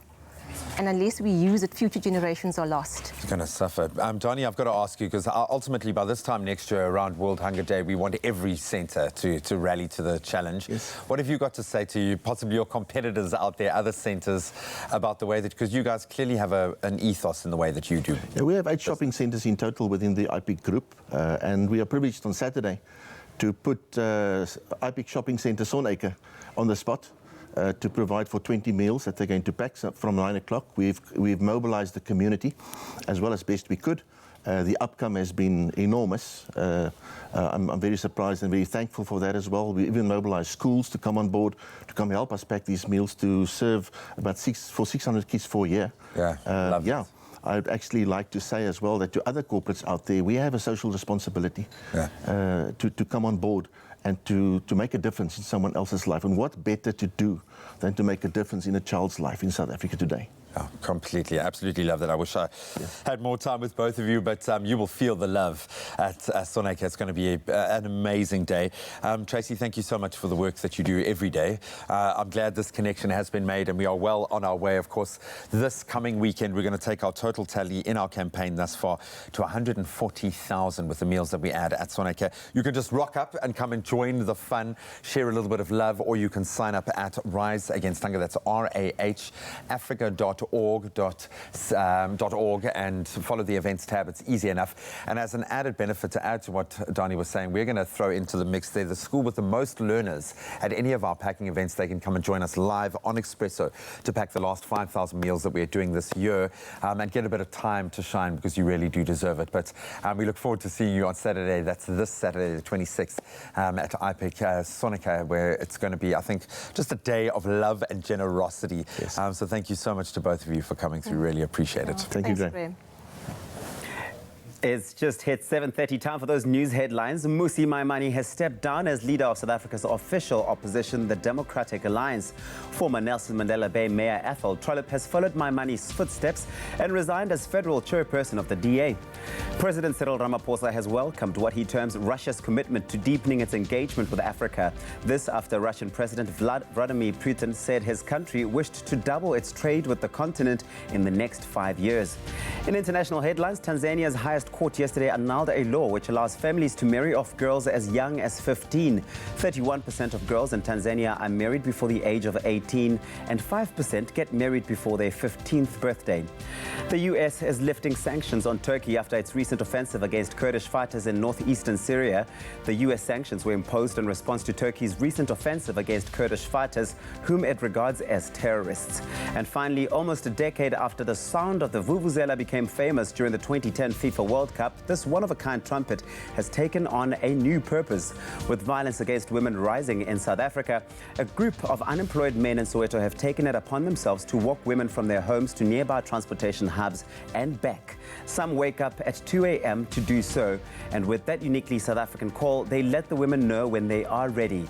The women are then escorted safely to their taxis and buses.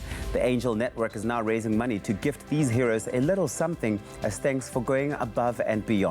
They welcome donations. On that feel-good note, here's a look at your sports with Graham.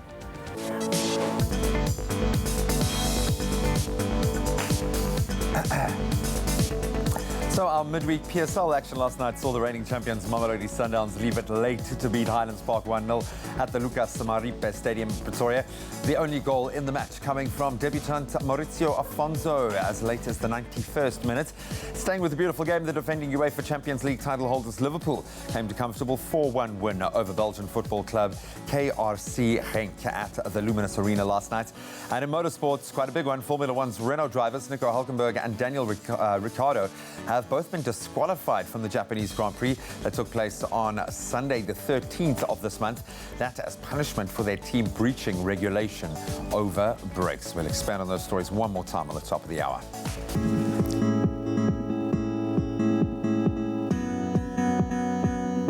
Before you leave the home, let's take a look at some of the traffic details for you. Starting in KwaZulu-Natal, Pinetown.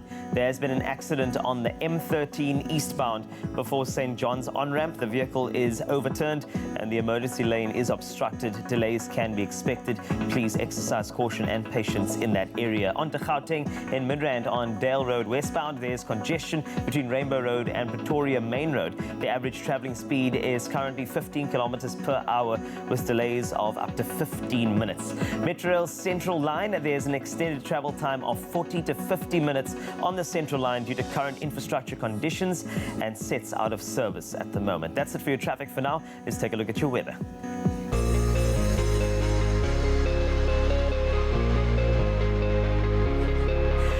Look at your weather. We've asked you to send your sunrise pictures. Thanks a lot, Sebastian Marumo. He sent us his sunrise from Soshanguve, where sunny to partly cloudy conditions can be expected with hot temperatures reaching a maximum of 35 degrees. Our regular Fatah Khan, thank you so much for sending in your sunrise picture once again from Richards Bay, where partly sunny conditions can be expected with a light southeasterly breeze and pleasant temperatures reaching a maximum of 26 degrees. A couple of showers for Polokwane today. A low of 18 to a high of 33 with thunder showers in parts. Mbombela, you're a low of 19 to a high of 27. Pretoria, a high of 35 from a low of 19. Joburg, 18 to 33 today. The highest temp in the country. Mahikeng, 38 degrees a maximum from a low of 21. Klerksdorp, 20 to 37. Northwesterly wind of 28 kilometers per hour in Kimberley can be expected.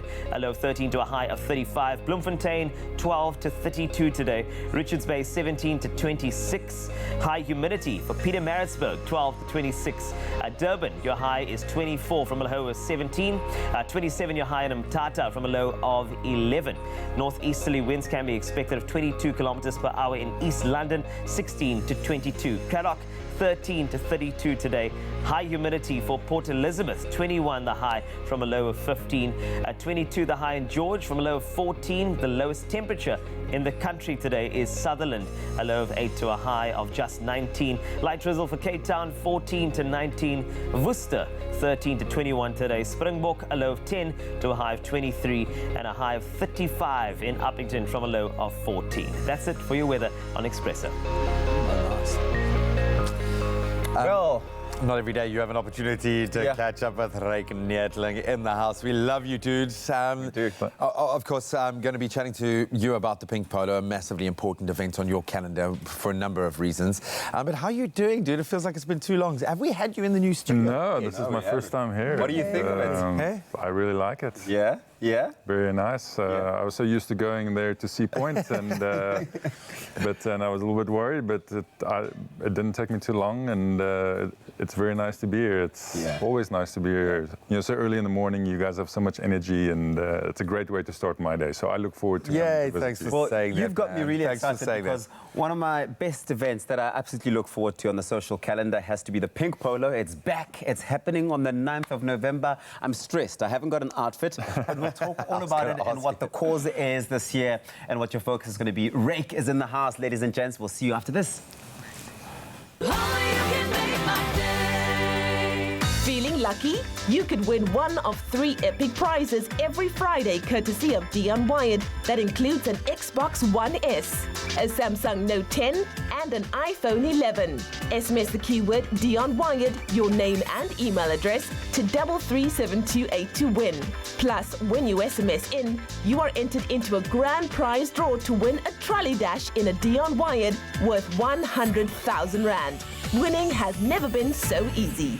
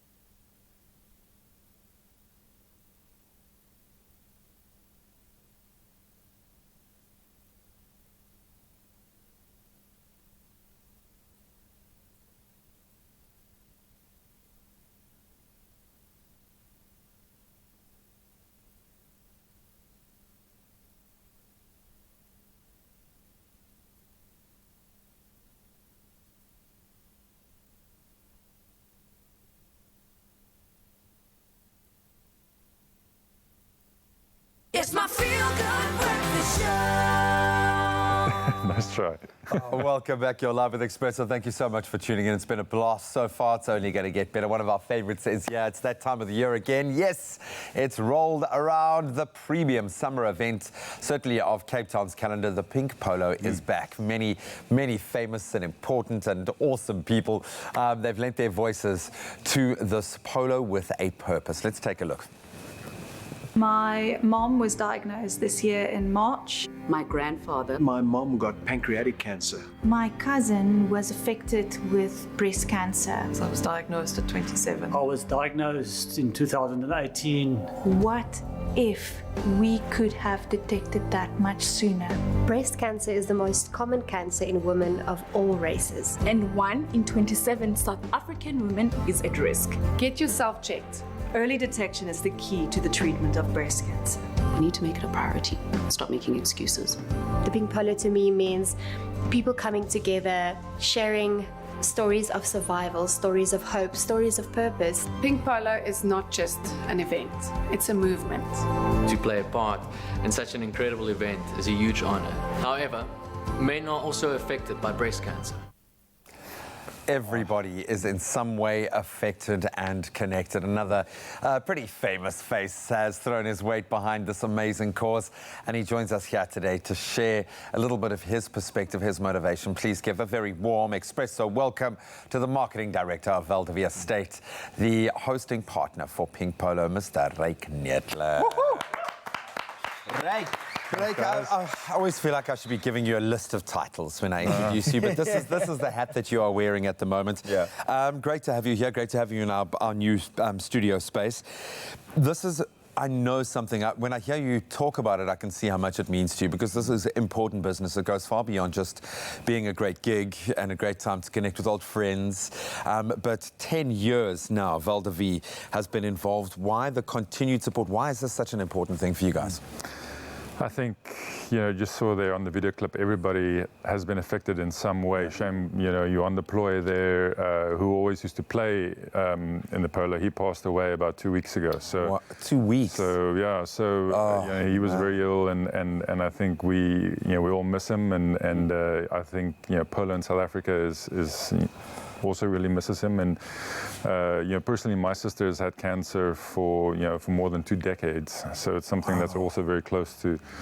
So to be able to just to make a difference, you know, and we are known as the home of polo in South Africa, and we thought, you know, there's this perception of of polo being very elitist, and it's actually not like that. And we wanted to use polo to do something good. It's the longest running polo event in South Africa for charity.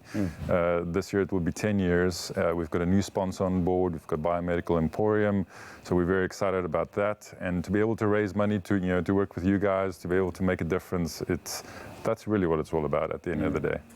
This year, you are obviously running the event, and once again, you are really shining the spotlight on an important conversation. You are raising awareness on breast cancer.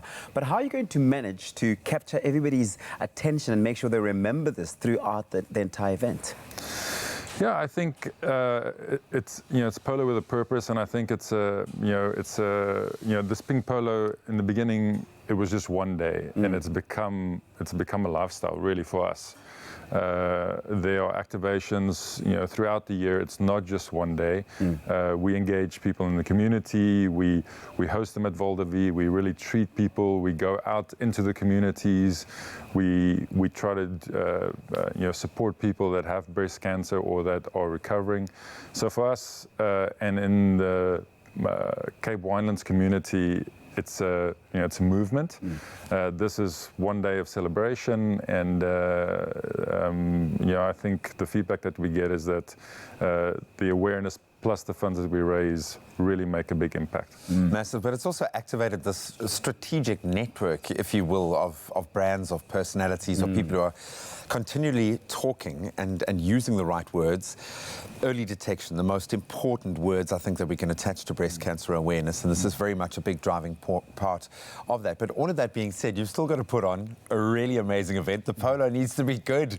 If you're going to call yourself the premier polo event, then it really has to be. And this is, as I understand it, 150 years of polo polo in the world. So there's an extra kind of majesty around the sport of kings. Yeah.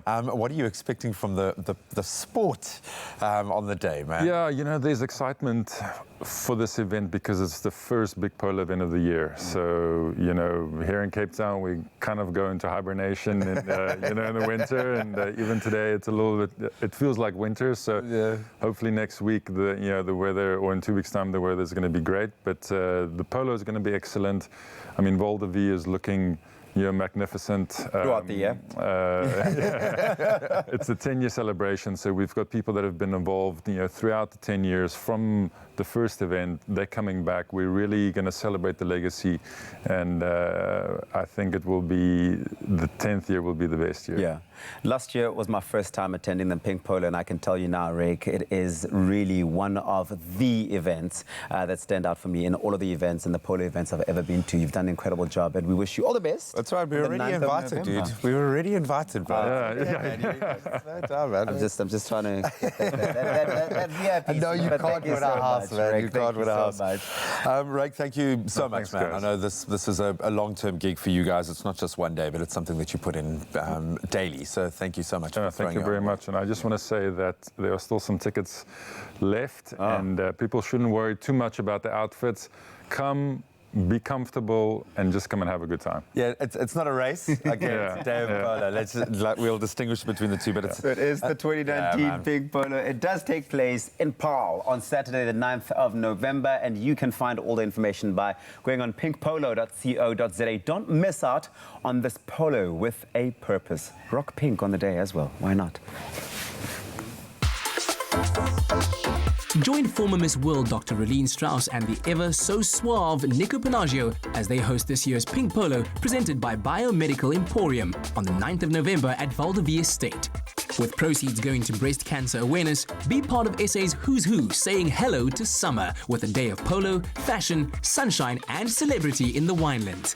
At the Pink Polo, presented by Biomedical Emporium.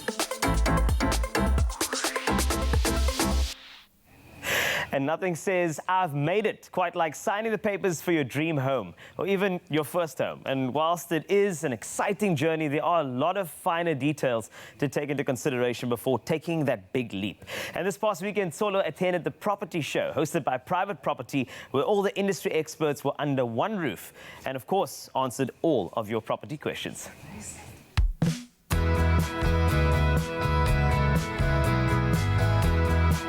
Location, location, location. The three words you hear when you tell someone you're looking to buy a brand new home. And whilst I'm starting my very own property journey, I'm here at the Property Show in Sandton, where Private Property have gathered all the estate pros under one roof to give us all the knowledge we need to know when it comes to home buying. And I, for one, cannot wait to check it out.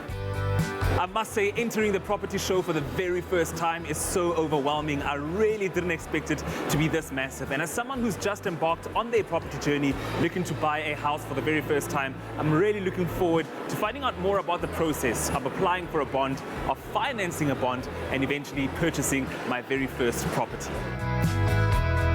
Greg, I must say there's such an amazing buzz out here today. How would you say you've made the Property Show bigger and better in 2019? Yeah, it's really fantastic. The queue's been out the door. I think the last few years we put a lot of effort into the show and delivered a really good show for people. And I think we've got a lot of people coming back, a lot of recurring viewers. And then we've released a whole bunch of new content, new things that appeal to different markets. I mean, we've got buy-to-rent investors, capital appreciation, rental theatre, auctions. We've got a whole lot of really interesting stuff that appeals to a lot of different people, so I think that's what's bringing people in. The Private Property stand is attracting a lot of attention. What exactly is on offer? Yeah, it's really great. I mean, if you want to look for a property, there's no better place than on Private Property, and we've got gigantic touch screens and a bunch of guys from the company to take people through how to use it best, how to get a sort of leading edge on finding your best property before anyone else, being able to put in good leads and find out how you can get the best properties that are most relevant for you. I've just had a chat with Private Property staff, and they've really given me a fresh perspective of thinking long term. Property can be a 10, 15 or even a 20-year commitment, and you need to consider where you'll be both financially and physically in this time. And this is an honest conversation you need to have with yourself. One thing I didn't realize about buying property are all the added costs and terms beyond the asking price. I mean, it's so important to sit down with an estate agent or financial advisor and understand fully your monthly bond repayments, and if you can afford your dream home consistently and comfortably. You constantly challenging the notion that buying property is only reserved for those who are wealthy. Tell us more. Investing has been kind of perceived to be for people that have money, but once you start actually unpacking what type of investing you want to do, you start to realize that there's an opportunity even if you have that mere 300 rand, because even in property there's certain spaces where you can start investing in real investment trust, investing into listed property. So there's small things that you can start, and then over and above that there are ways to tackle it without you having to go to the traditional route of going to a bank and getting a bank loan, right? You can actually start a property stokvel. I think it is high time that as South Africans we start to try and modernize the stokvel method. Instead of doing that rotational system where we give each other money, let's take that money and actually invest it in an asset like property, which over the years has proven to actually perform. It provides the education that we need as a country, especially looking at first home buyers who are looking for houses who don't have that kind of insight to understand that it's actually very easy to own your own house. I just went and then poof, I buy a house. So now I can see that I was supposed to be saving a lot of money, but I'm glad because I finished to pay my bond now. My second bond, I have to check first before I buy.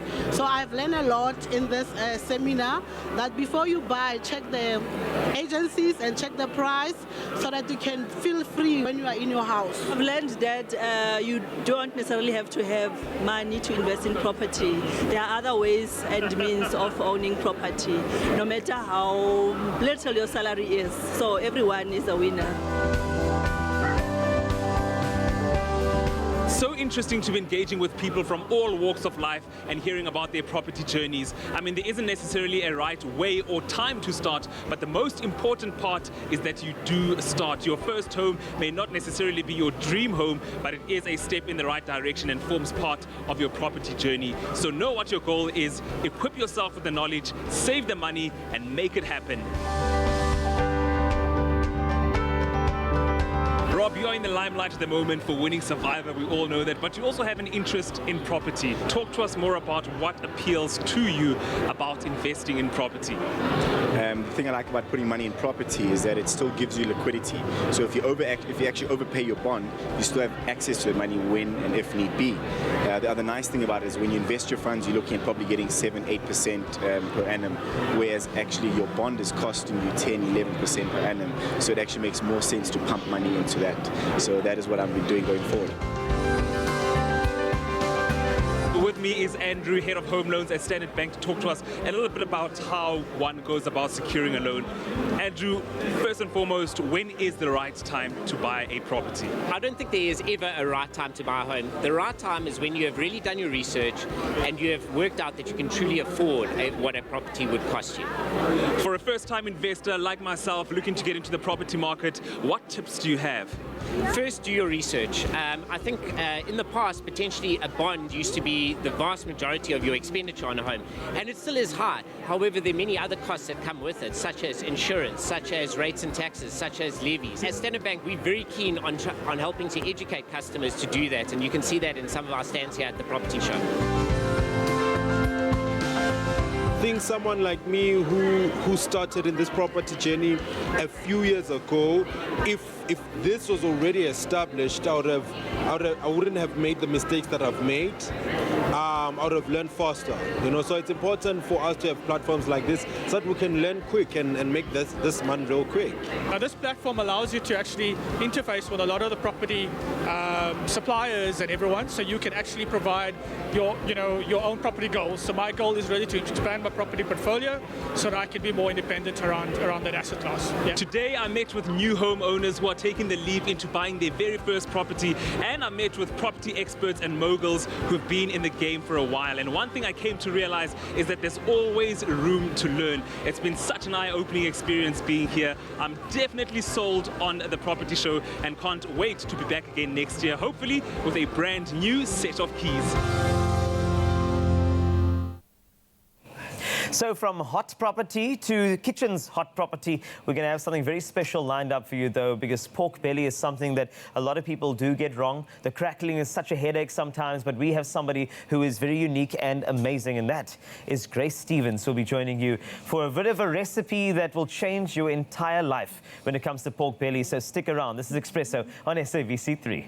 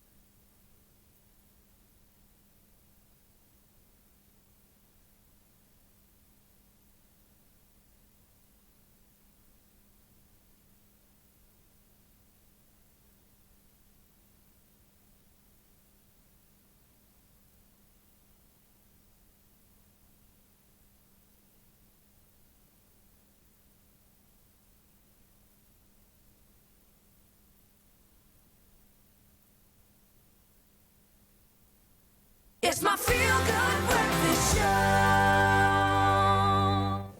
It's your Feel Good Breakfast Show, Expresso here in SABC3, and it is time to shine, because the thing is, we have a very special guest. But first, let me set the scene for you, because some people like to braise it. Some people like to roast it. Personally, I'm a braai man, but whatever you decide, we can guarantee you it will be absolutely mouth-watering. Think of crispy pork belly, caramelized apples and fennel, and crispy sage to run all off. And that's why I brought in a professional, somebody who knows how to make an epic, the beautiful pork belly. Chef Grace Stevens is in the kitchen with us for a bit of yum for your tum this morning. So without further ado, please show us how it is done. And please, you know what, if you want to make some noise for Chef Grace Stevens, you can do that right now, please. Thank you. That's what I'm talking about. That's right. That's right.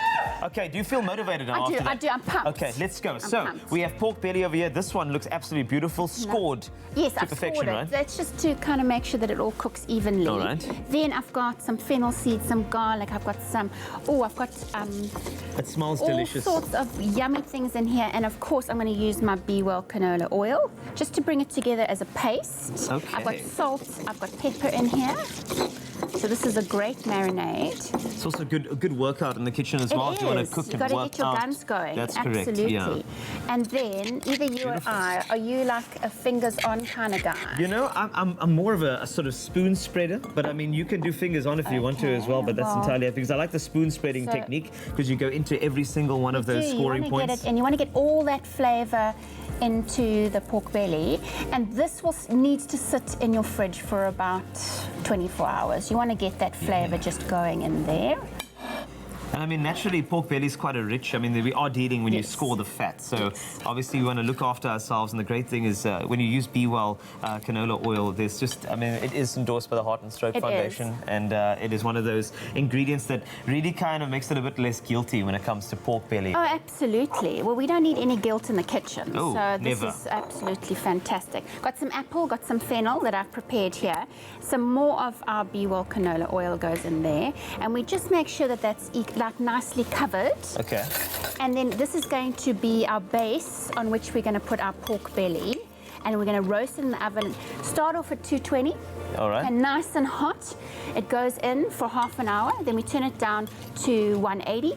And then for 2 hours, it sits there and slowly cooks away. That is beautiful. And all that fat is just going to like reduce down and go into the flesh, and it's just going to roast You're describing it amazingly. so beautifully. And as you know, Be Well is endorsed by the Heart and Stroke Foundation of South Africa. It carries the Cancer Smart Choice seal. And this is really versatile as well, because if you want to coat your pork belly, there's also the other option. As you can see, we're coating the fennel as well as the apple with Be Well canola oil. It just shows you that it's really versatile. It's good for drizzling on salads and, you know, frying things up as well. So it's not really that one-dimensional type of ingredient in your kitchen. It is sensational. So now that we have this marriage made in heaven, which is fennel and apple, it'll also go into... Pop this onto our roasting pan.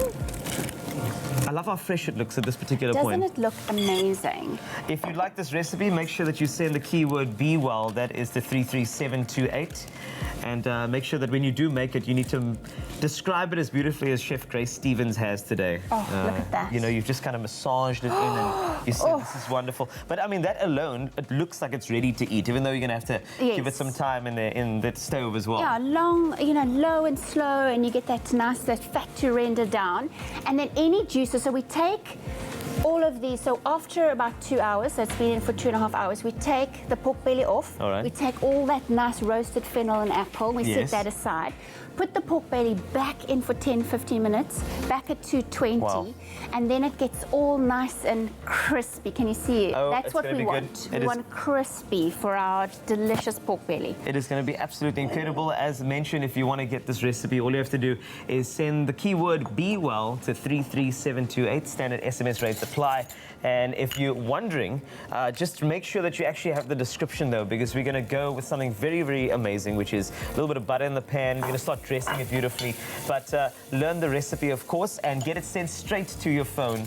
33728 is the number. Be Well is the keyword. Chef Grace Stevens, what is that next step that you're jumping onto now? I've just melted some butter, and I'm going to put some sage leaves in there. Lovely. Just want to get them nice and crispy, because this is going to just add another crunch and lovely flavor on top of it. Of course, sage and pork belly, a match made in heaven. Absolutely. So while that cooks away, I'm sure you're wondering what's cooking in the world around you, and that's why we'll go to news before giving you that full recipe and, of course, the final result on Expresso. Seems so yummy. Let's take a look at those news headlines. Mmusi Maimane has stepped down as leader of South Africa's official opposition, the Democratic Alliance. Speaking at the DA headquarters in Johannesburg yesterday, he said he would continue in the role as parliamentary leader until the end of the year, after which the party will go to Congress to elect new leadership. Maimane's resignation comes 2 days after Herman Mashaba announced his resignation from the party and subsequently as mayor of Johannesburg. Former Nelson Mandela Bay Mayor Athol Trollip has followed Maimane's footsteps and stepped down as federal chairperson of the DA. President Cyril Ramaphosa has welcomed what he terms Russia's commitment to deepening its engagement with Africa. This after Russian President Vladimir Putin said his country wished to double its trade with the continent in the next 5 years. Deals worth billions of dollars are expected to be signed in the fields of nuclear energy, mining, oil, gas and agriculture. Earlier yesterday, Russia landed 2 nuclear-capable Blackjack bombers at the Waterkloof Air Force Base on a training mission, a flight coinciding with the Russia-Africa summit. In international headlines, Tanzania's highest court yesterday annulled a law which allows families to marry off girls as young as 15. The Supreme Court of Appeal upheld a ruling of a lower court that said child marriages infringed on girls' rights and were unlawful and unconstitutional. The court said girls could not marry before 18, the age for boys. The ruling is a milestone for the rights of girls. According to the UN Children's Agency, 31% of the girls in Tanzania are married before the age of 18, while 5% of them are married before their 15th birthday. The US is lifting sanctions on Turkey after its recent offensive against Kurdish fighters in northeastern Syria. President Donald Trump said yesterday that is, quote, unless something happens that we're not happy with, unquote, he said. It comes after Russia and Turkey agreed to extend a ceasefire along the Syrian border. Turkey's offensive began after Trump's unexpected decision to withdraw U.S. troops from northern Syria earlier this month. The U.S. sanctions were imposed in response to Turkey's recent offensive against Kurdish fighters, whom it regards as terrorists. And finally, they were jailed for murder, armed robbery, and other violent crimes and are inmates of a maximum security prison in Argentina. But every Tuesday, 80 inmates aged 18 to 40 seek redemption through the rough and tumble of rugby as they train under Eduardo Oderigo, a lawyer and former rugby player. And since the project has taken off, the rate of reoffenders amongst the rugby players is way down. In Kenya, the same scheme has been rolled out by a non-profit organization, Espartanos Africa, which delivers the same results. One of the inmates says rugby has taught him self-discipline and given him self-esteem again, making him forget he is in prison. Now, who could have thought rugby could be so therapeutic? On that note, let's take a look at your news headlines with Graham.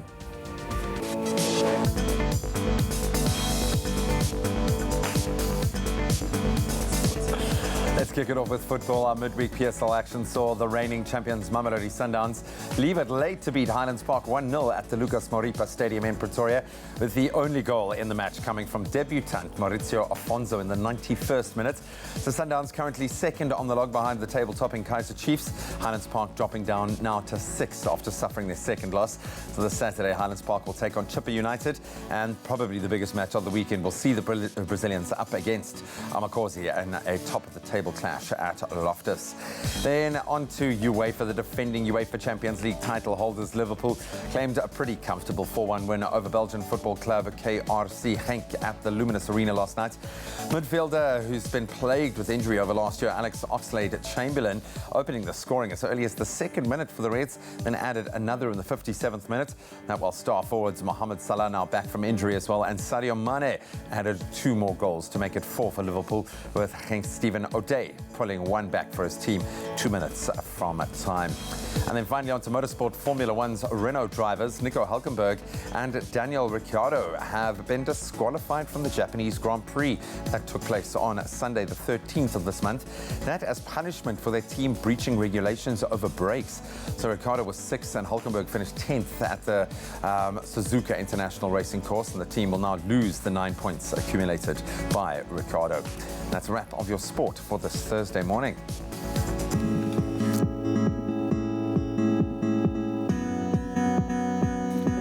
Thank you so much, Graham. Let's take a final look at your roads. We start off in KwaZulu-Natal, out in Camperdown, where there has been an accident on the N3 eastbound. That's after the Camperdown interchange.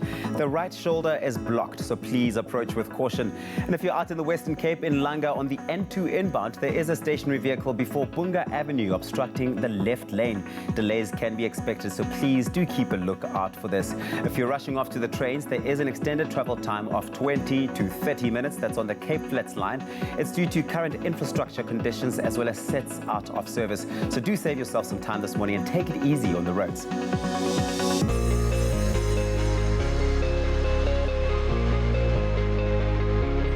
Now, we've asked you to send in your sunrise pictures. Thank you so much to Kolani Shabangu for your sunrise picture from Oshuk Border in Mpumalanga, Gary Oakham for your sunrise from East London, Sam Cross from your sunrise from Durban, Faisal Shaval for your sunrise picture from the Nelson Mandela Bay, as well as Sebastian Marumo for your sunrise from Soshanguve out in Pretoria. Lastly, our regular photographer Fatakan for your sunrise picture from Richards Bay. Stunning pictures. We do it all over again bright and early tomorrow morning. Get them through to us on our Facebook page, Expresso Morning Show, SABC3. And now we take a look at those temperatures across the country. Starting off in Polokwane, a couple of showers are expected today, 18 reaching a maximum of 33 thunder showers. And if you're out in Mbombela, times of sun and clouds, 19, that's your low, reaching a high of 27. With Pretoria starting off at 19, peaking at 35. If you're out in Johannesburg, 18, that's your low, reaching a high of 33 today. Mahikeng, you've got the highest temperatures in the country. It's sunny, 21, reaching a high of 38. With Klerksdorp sunny as well, 20, starting off there, reaching a high of 37. And a northwesterly wind expected for Kimberley. It's traveling at 28 kilometers per hour. Your low is 13 with your high 35. Bloemfontein, 12, reaching a maximum of 32. With Richards Bay starting off at 17 to peak at 26 degrees. High humidity for Pietermaritzburg, 12, that's your low, reaching highs of 26.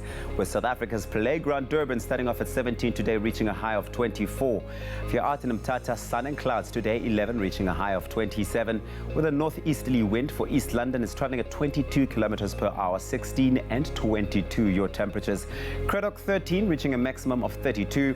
With high humidity for Port Elizabeth, 15, reaching a high of 21. If you're out in George, 14, reaching a maximum of 22. And you've got the lowest temperatures in the country if you're out in Sutherland today, 8, that's your minimum, with your maximum 19 degrees. Cape Town, Mother City, a light drizzle for us over here, 14, reaching a high of 19. Worcester, 13, reaching a maximum of 21 degrees. Springbok, your low, 10, reaching a high of 23. And lastly, Uppington, 14, peaking at 35 degrees. Well, no matter what the weather looks like on this beautiful Thursday out in your part of the country, be sure to make it a feel-good type of day. That's where we leave it for today. So in case you missed it, Chef Grace Stevens has just created the most beautiful pork belly with a touch of apple, fennel, as well as sage. And it's about time to kind of wrap this thing up. So basically the pork belly has been in the stove for how long? So it's been in the oven for about 2.5 hours and then by itself for another 15 minutes. Lovely. You take some of those juices that have come out and you pop them in here with some mustard and parsley and a little bit of salt and pepper and some lemon juice.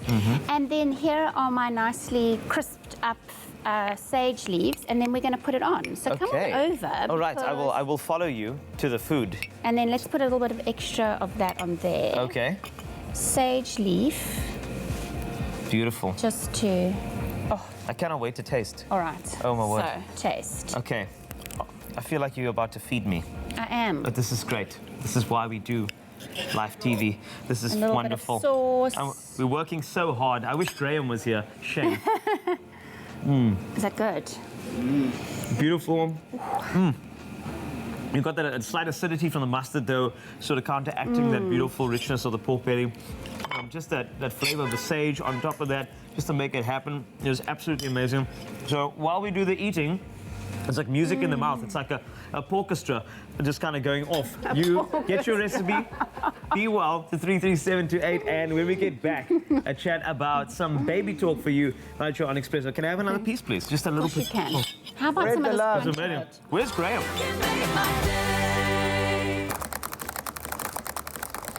Can I help you guys? I'll take it. Dion Wired, where humans go for technology.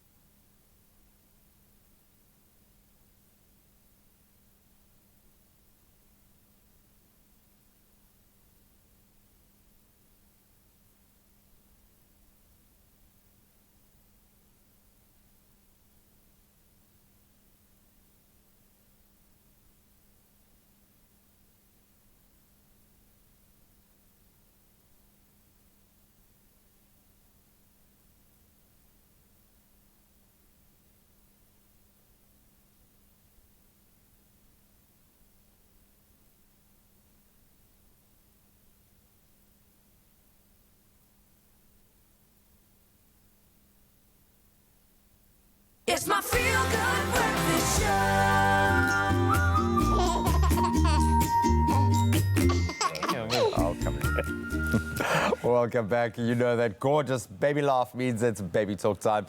So your baby finally arrives after 9 months of excitement and anticipation.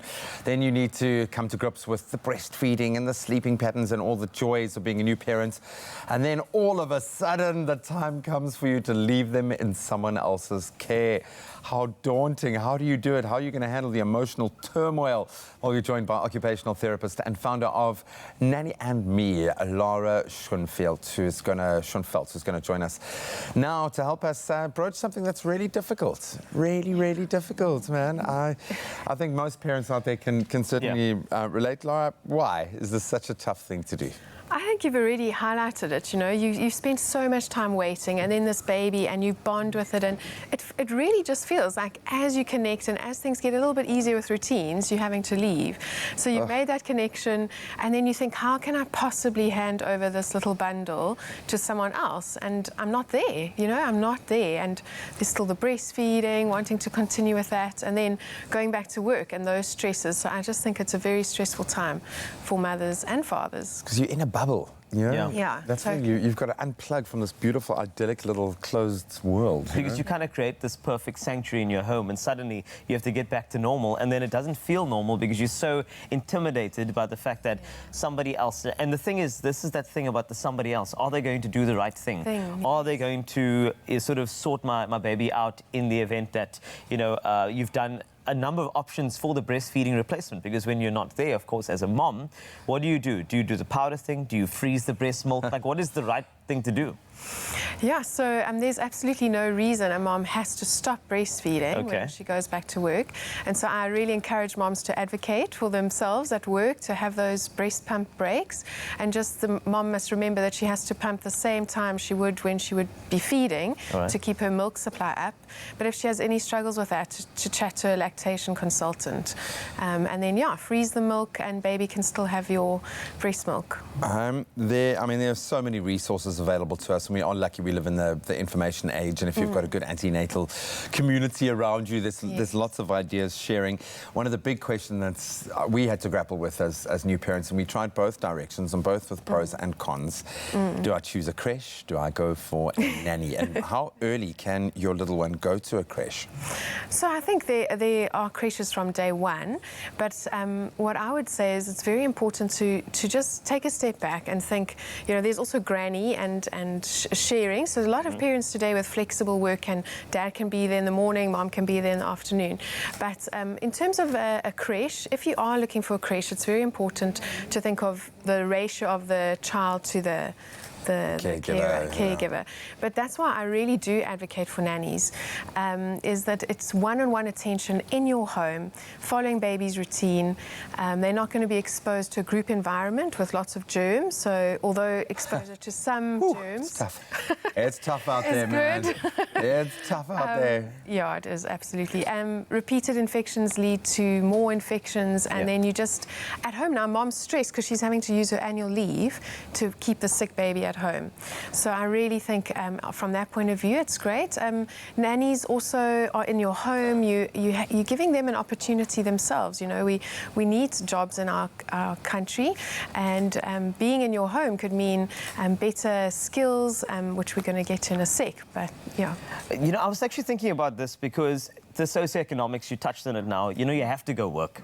You have to spend 8 hours away from this beautiful bundle of joy, but that bundle of joy is with a nanny, or perhaps with a creche, a caregiver that is not you. And suddenly with that particular behavior, 8 hours of your day, this person's going to make a bond with your baby, and then suddenly, you know, the baby's crying, it's on your shoulder, and next thing you know, the nanny says, "Come, let me shush it." And now you're thinking, "I've lost my contact. I've lost my touch. Number one. What's going on?" I'm not the alpha. In those scenarios, what do you think is the best practice? I always encourage moms, like, you know, really, that is the most awesome thing, actually, to have that bond with nanny, and to take a step back and think, if it was granny, you wouldn't maybe feel like that, actually. But when nanny is there and she's seamlessly taking over, and you guys are working as a team, it's a wonderful thing. And actually, children can safely attach to more than one caregiver as long as that caregiver is consistent. And people always, use this idiom about being raised in a village. And I think in South Africa, we can truly raise our children in a village. Our children can speak Xhosa, and that's wonderful, So I do remember those days where they want the nanny and not me, and you just have to go, okay, well, that's for brilliant. now. Just for now. Don't worry, Mama is still number one. I think a big part of this process is obviously finding the right person and what you need to go through in that process. So we're going to chat to you a little bit more, Laura, about exactly that. But thank you so much. Are you feeling better about it? I'm feeling so good. I think we've covered a lot of the bases, but there's still so much more. It's one of those. I'm still feeling a bit nervous about leaving, Baba. Yeah, you're going to be okay. Don't worry about it. It's fine. Some tips. Well, that baby conversation continues, but we know that October is Breast Cancer Awareness Month, and shocking stats show that 60% of women are too embarrassed to seek medical help when they notice changes in their breasts. Now, the Itemba Walk has been happening for over 10 years to raise awareness around breast cancer. Their aim is to proactively equip women with knowledge and empower them to select screening options that are most suitable. Now, Musa invited us to join her on this year's walk. Let's take a look. Breast Cancer Awareness Month is really close to my heart, especially because I've lost my great-grandmother to cancer. And since then, my family and I have been taking part in the Itemba Walkathon to raise awareness for breast cancer. This year, I've invited you to join the walk with me. This year's walk is incredible. It's going really great. And I think the vibe, the atmosphere, and just the ambience is what's keeping us going. Not to forget the fact that we're doing this for a great cause. I'm going to finish up here. I'll see you guys at the finish line. Hello, ladies. What does breast cancer mean to you, ma? Oh, it means a lot. A second chance. Ooh, blessings. Years of grace. 15 years of grace. Can you believe it? Yes. So you're a breast cancer survivor? Yes. And I'm really humbled. Humbled by the fact that this support, awareness. Thank you, people. Thank you. You don't know what this thing means to us. Yeah. It's healing inside. Yeah. Why is this cause so important to you? It's important because I'm a survivor of lupus, which is a chronic illness. So I want to support other people so that they can also support me. Yes. And you've been walking for how many kilometers left now?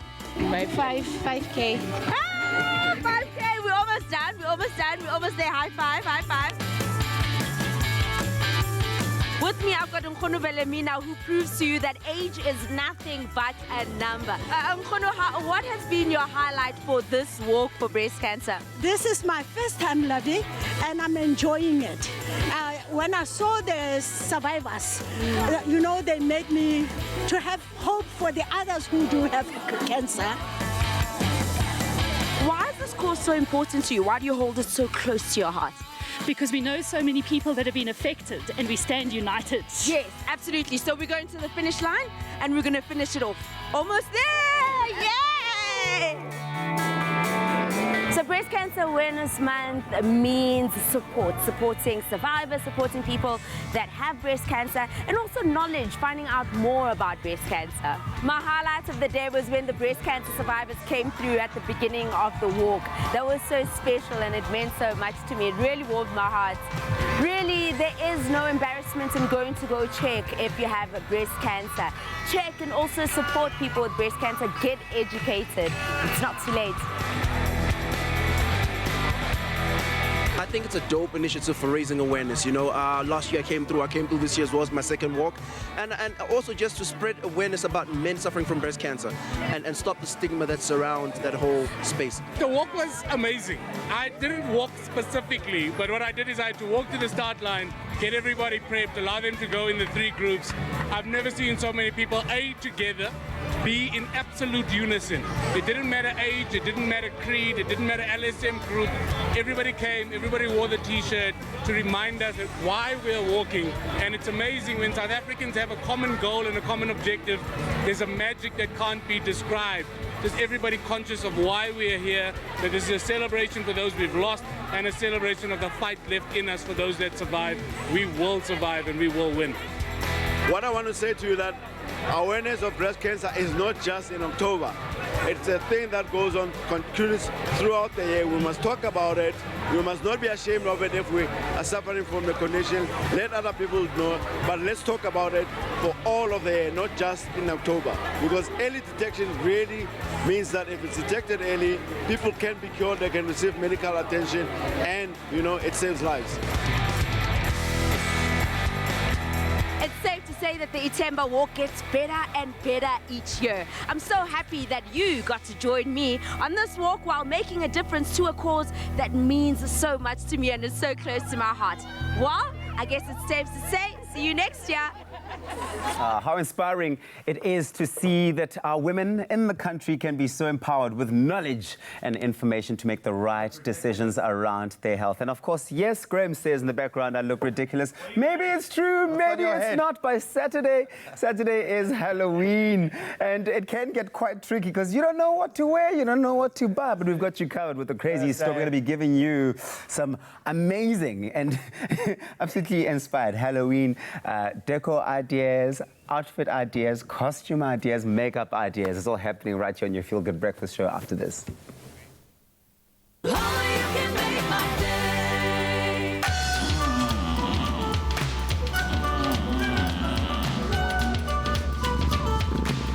Nap time just got extra cuddly. Get a free cuddle pillow when you buy 2 bags of Hill's pet food.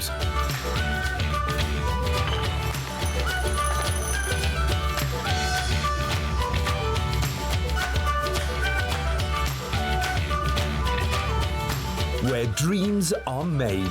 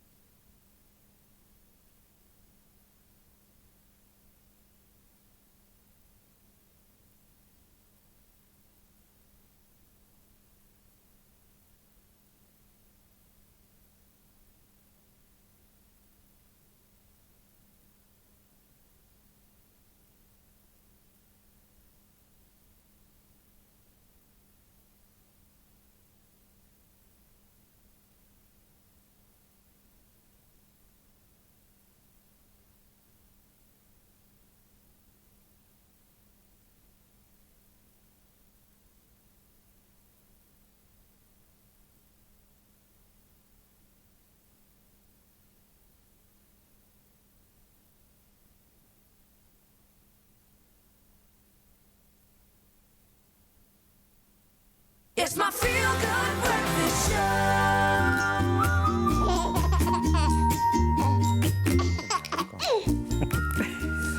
Baby Talk continues here on Expresso on SABC3, and we have our special guest giving us the advice that we need, especially when it comes to that separation anxiety that can happen with your baby. And of course, Laura Schoenfeld is in here just to make sure that you get all the details that you need, the founder of Nanny and Me.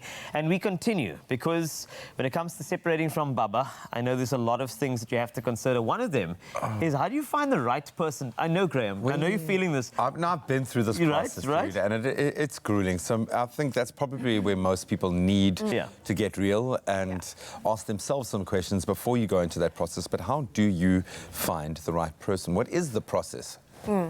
So starting off with friends and referrals, and moms are on so many WhatsApp groups, and unfortunately people are immigrating, so there are actually wonderful nannies available with people leaving. Please help my This seems like the nanny most find South a job. African chat, you know. But otherwise, using an agency is a really good idea. So there is an agency called Sugar and Spice, Happy Helpers, Village Nannies, and what they do is they pre-interview ladies, they go through their references, phone up their references, and then they would look at your family and what you are asking for and provide a match.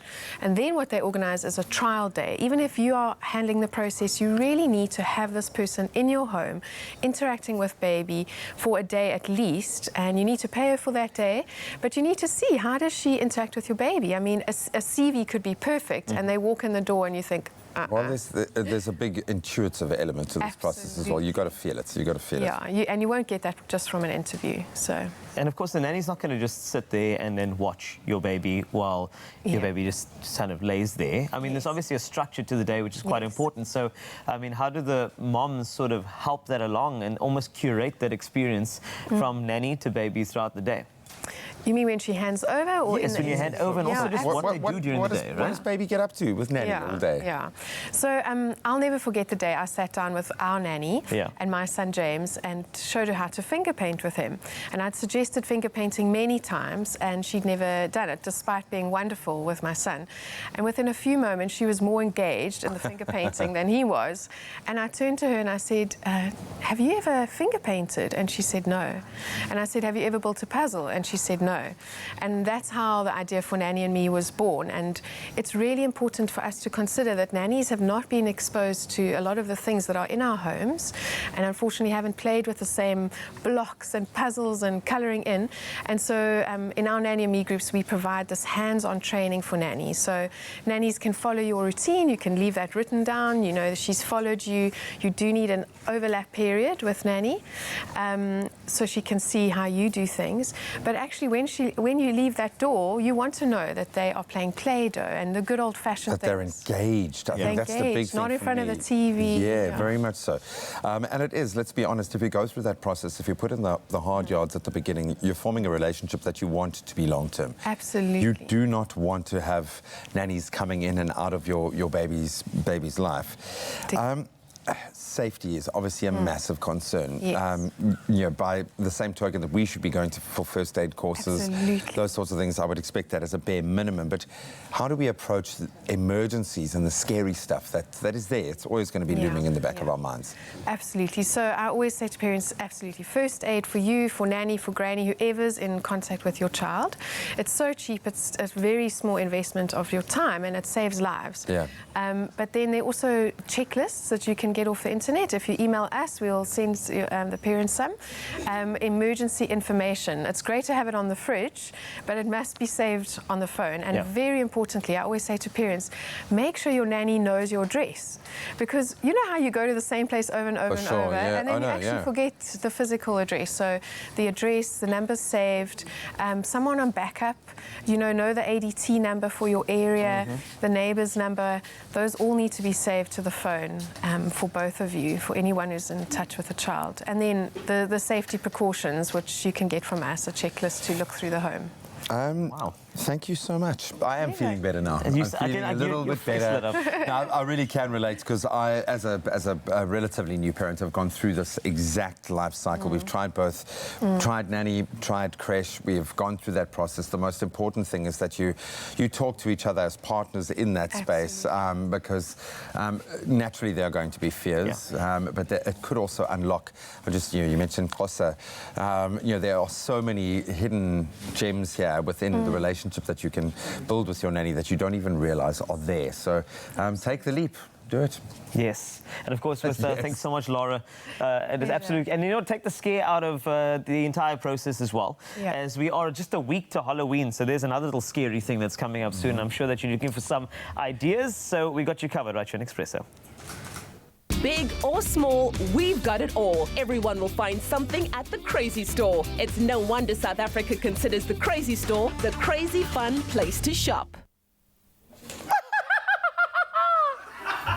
Halloween costumes don't have to be taking the time and effort out of your busy schedule this year. Wow, everyone, with one of these frightfully fantastic looks with the Crazy Store's Halloween costume selection for kids. Whether your little one is hoping to transform into Count Dracula or embody a wicked witch like me, these outfit ideas come together very quickly, which means that you don't have to spend weeks planning ahead to make them work. Okay, so Bronwyn Day, the teenage witch, joins me this morning right here on your Feel Good Breakfast show to unpack what those ideas are.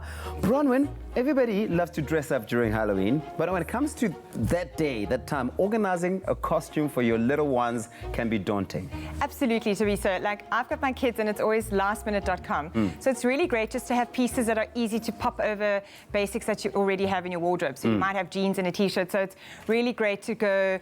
At the moment, there are big trends such as the Gold Trooper and the Skull Trooper from Fortnite. Yeah. They really are sort of popular trends. The Black Cat's always a really good, easy one to do as well. And then obviously it's really fun to do various things like the Frida Kahlo look. Frida Kahlo is like obviously the big eyes and the floral things on their heads, but there really are wonderful ways of dressing up with kids. Tutus, scary hats. So yeah, we've got lots to show you. Yesterday we even showed with the Crazy Store the Day of the Dead inspiration, which was absolutely amazing. So sometimes even in the makeup. But what other looks are on trend when it comes to costumes, specifically for kids? For kids, so the Dracula look is always popular. It's a winner for boys. And so we have little Noah who's going to walk onto set and show us. Noah, come and show us your scary Dracula outfit. I can't look. Wow, I can't it's so scary. So this is a really cool look. It's just a fun, easy little cape that you can put on. Walk, turn for us, Noah, turn for us. Yeah, Noah's showing us his big fangs and his very scary cape. And really fun way to trick or treat around the neighborhood and scare all the neighbors. And scare everyone off. And away, Noah, please go scare those ladies over there. Scare them. What else is there? What else is there for the little girls, maybe? For the little girls, all little girls want to be fairies. So we don't want to always be too scary. We also want to be pretty. And look at our little sisters, Zara and Lila are showing us their little wings. Wow. The girls turn around for us. How cute is that? Those wings they really just bring it to life, right? And show everyone how much you can roar. Scary, scary noises. And the cute little trick-or-treat bags. I mean, they make the ultimate handbags. Absolutely, and the nice thing is you can actually make these yourself at home. So you have a range of products that are available at the Crazy Store. You can make your own ladybug bag, which I've even showed here on the show on how to make. So go on YouTube and check that out. You can buy that at the Crazy Store as well. But now, you know, sometimes it's about helping the child bring out their personality in the costume. How do you do that? How do you help them choose a costume that sort of reflects and highlights their personality? Exactly. So not everyone in South Africa is so wild about Halloween. So obviously some people who are religious don't want to go over the top. So you might want to just wear a hat or just do like a little touch. Obviously some children just want to go all out crazy. And that means you can do the skeletons, you can do crazy skull face painting, all of those things. But again, it just comes down to your budget, which is great because you can get all of these on a really good budget.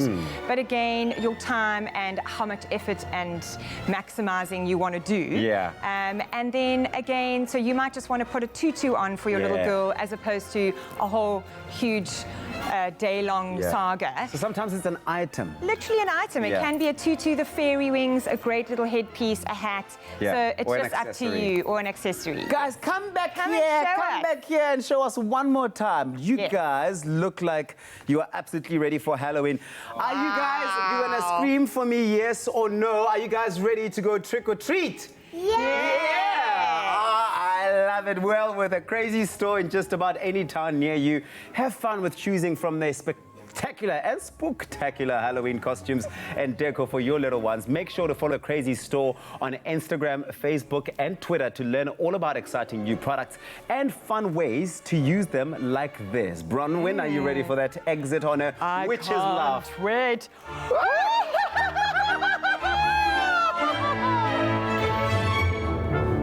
Big or small, we've got it all. Everyone will find something at the Crazy Store. It's no wonder South Africa considers the Crazy Store the crazy fun place to shop. He's hosting a Halloween party next week, and I'm invited. That's it, you are invited. I'm so... I can't wait to do it. I cannot wait.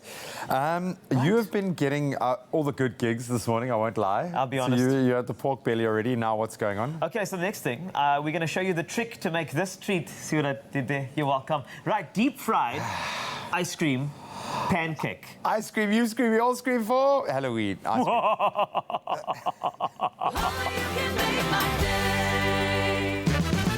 Tonight, the top 6 get their hands dirty, working on a corporate social investment project that tackles food insecurity and hunger. But everyone is surprised when a certain someone returns to stir things up. Wow, I did not see this one happening. I'm shook. What's happening here? I mean, I'm excited, but what are you doing here?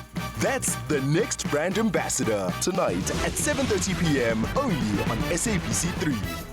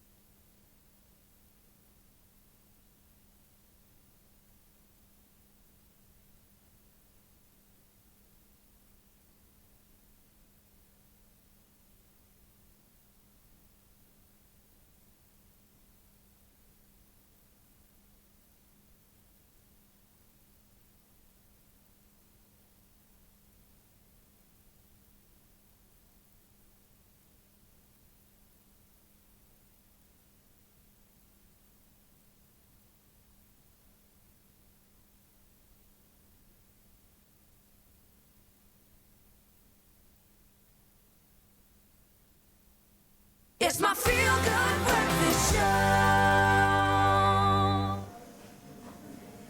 Welcome back to it. It is your feel-good breakfast show, Expresso, live right here on SABC3.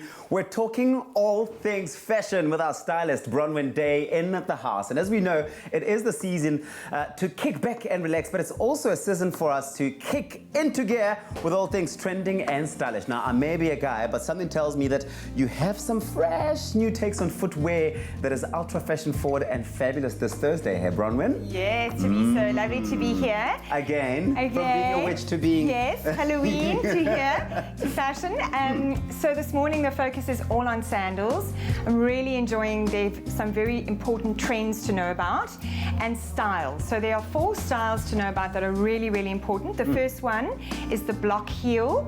As you can see here, it's not the stiletto heel as normal, it's the block heel, so it's really comfortable. And here's the cork version, which I really love. This is so cool. I like the really cork cool, version, lovely for summer. We then go into the strappy sandals.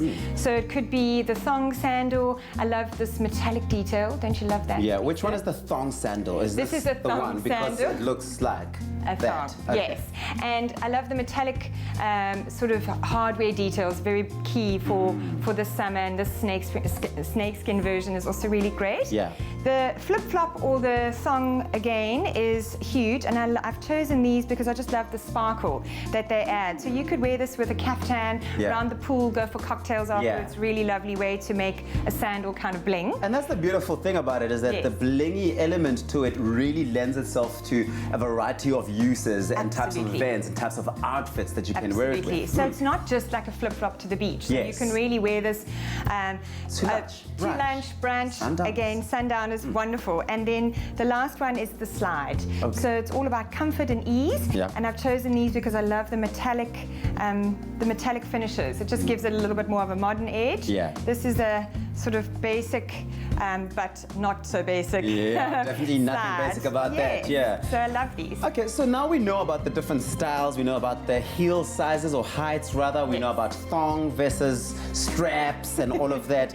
But tell us more about the textures and trends that are out there and available right now that people need to be knowing about. Yes, so I touched on the animal print.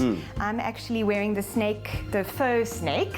Obviously, everything is faux. We don't do real animal. And I love this one because of the block heel. I love this little buckle detail.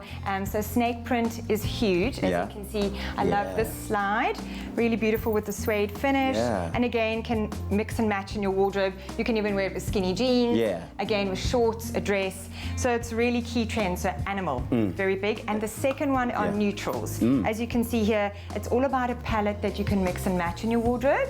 And I just love the idea of being able to wear neutral with a twist. Again, with white, you can wear it with your swimsuit.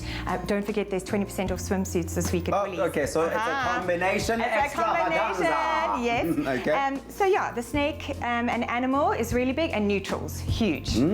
Okay, so any no's or like tips? Because there's always that, you know, people think sandals are easy and there are no rules around them, but there is always some T's and C's that apply when it comes to wearing anything. Are there any no's and tips that you can give when it comes to rocking sandals during the season? Absolutely. So always make sure your pedicure is done. There's nothing worse than chipped toenail polish. Ladies, now that it's summer, your toes have to be sparkling and beautiful. So get your manicure done, or just do a quick one at home. And then toes that hang over the edge of sandals, always my ultimate no-no. So just be careful when choosing your sandal that your feet don't lean over the front. It's just a bad look. Also, if you have to be running from something, now you're like trying to cling onto your sandals and running around. Not a cute look. Just looks not so good. And then sort of scars and things around the feet. It can look quite sort of off-putting. So choose a sandal that doesn't emphasize any weak points on your feet or any toe issues or things like that. So just be careful with that, and just make sure that you still look chic and glamorous. Chic and glamorous they will look after they get themselves on this. You know what? You know that summer is here and alive when you see this sort of thing coming through. Well, there you have it, ladies, an in-depth look at sandals that will have you putting only your best foot forward this summer, be it around the pool, to the cocktail party, on a rooftop, or a blissful summer wedding. You can get all of these styles that you've seen here this morning in Woolworths stores countrywide, or you can shop them online or on the Woolies app. Now, we're going to be leaving you sun seekers out there with some feel-good fashion inspiration. Take a look at this.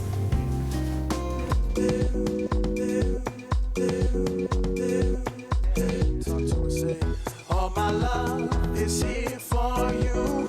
You don't have to search very far. I will love you till time stands still. I will love you till time stands still.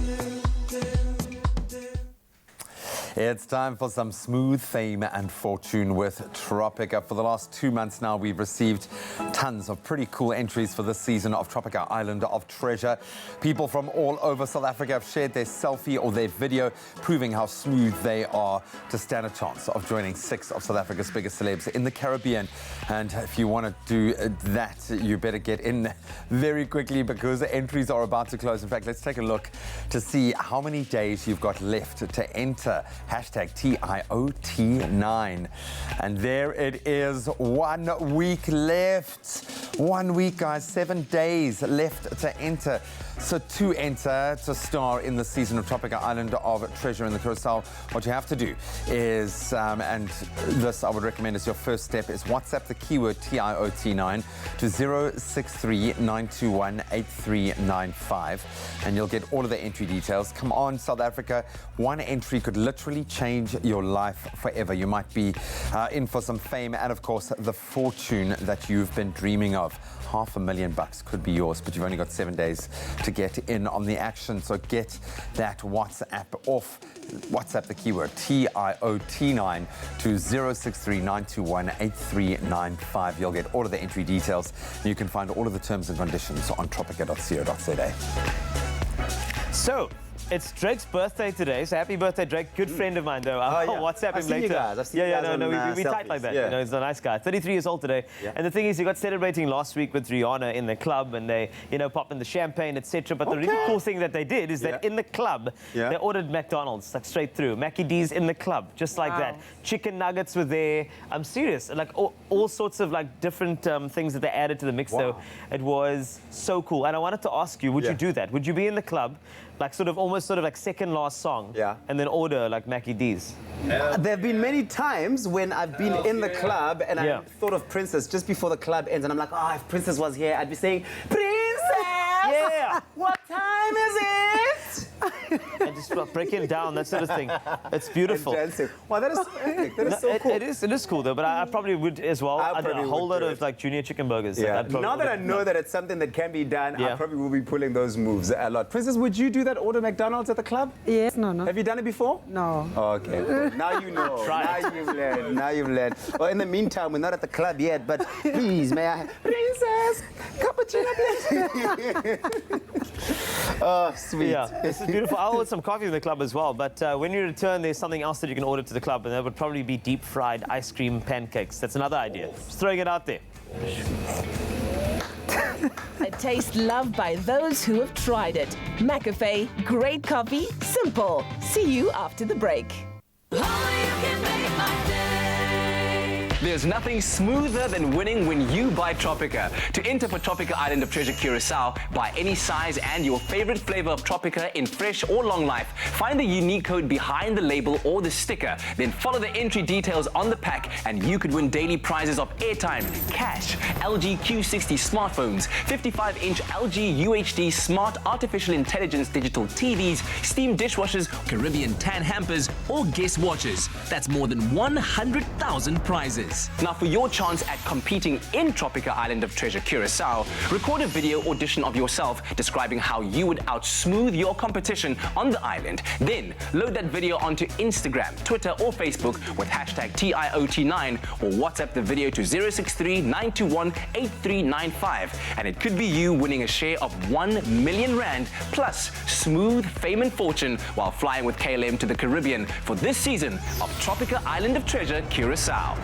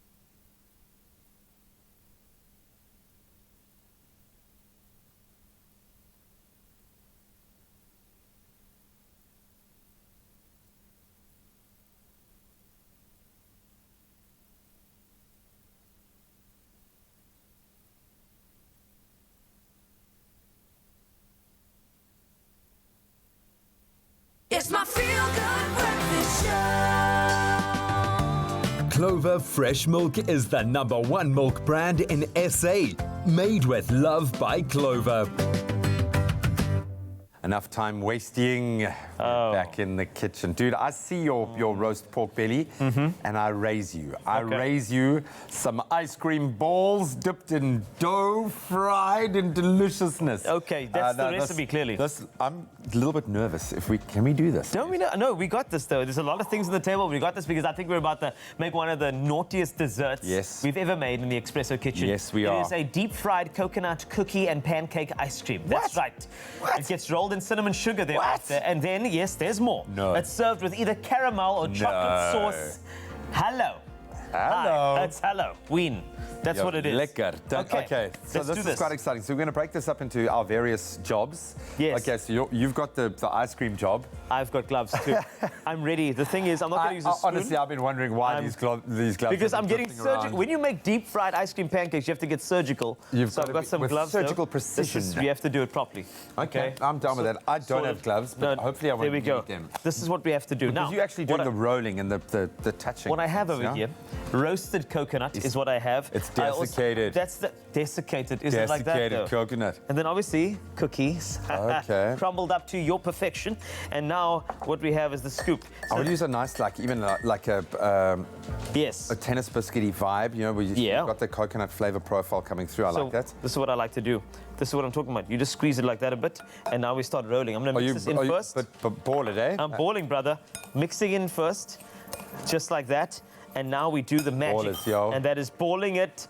Balling. You didn't spend much time rolling it into a ball. Just give me, look here, this is not a perfect ball. No, I'm just playing. I'm side seat driving, bro. No, it's fine. You can you still have to do your bit, dude. I know. You're working with the hot oil, so I just want to say good luck to you.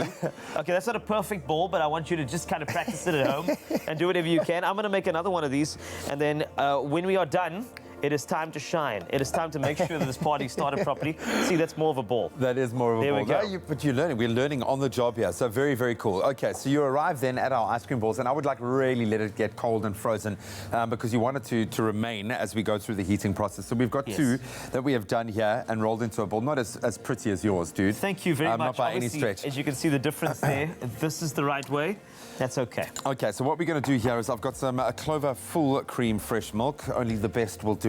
Just 1 cup. We've got self-raising flour here. So I'm going to do that. Ooh, look at that.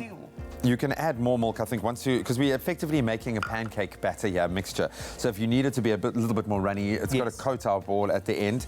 Just a little pinch of salt, as one does. And the thing is that multi-juice dropped in there, though, because Clover dairy milk contains 9 essential nutrients. I'm full of fats today, as well as vitamins, including protein, vitamins A, D, as well as B12, and good for the bones when it comes to the calcium content of that Clover dairy milk. This is looking quite thick. I might add just you may just want to go in there. More milk, I think. And this, we're just flying, eh? This is baker's intuition, of which I have very little because I'm nervous to bake, dude. I don't know what it is about baking that kind of makes me nervous. I suppose it's the exact measurements, it's the science of it. Oh, you're right. But this feels like you can have a bit more fun. And we're using like base ingredients that we love. So we love a bit of coconut. We love even more, I think we're going to have to add. Look at you. Honestly, this is great. I mean, this is looking more like a donut consistency. So maybe you want to go... I'd say that with my absolute... but you want it to be right, because it's going to need to coat. Yes. As you see, at the moment, now we're looking... Hey, now that's starting it's becoming more of a porridge now than a batter. There we go. But we're not going to judge. Come on, now you side seat driving. Okay, that's starting to look a lot better here. Well, you dissed the shaping of my balls. Sorry, I'm man. just saying, like, it's touche. That's how it goes. Should we give it a try? Do you think this is enough? Do the batter thing. Okay, so now we just want to... You want to drop it? We're going to drop it in. And then you're just going to spoon around, because you don't have gloves like I do. Eh? Sorry, man, I should have brought you some gloves. I know, man. I should have, sorry. Okay, and there we have it. The batter's actually perfect, That's actually perfect. Well done. I need a lappy. I'm going to ask you to put a lappy. Okay, Look so at now you.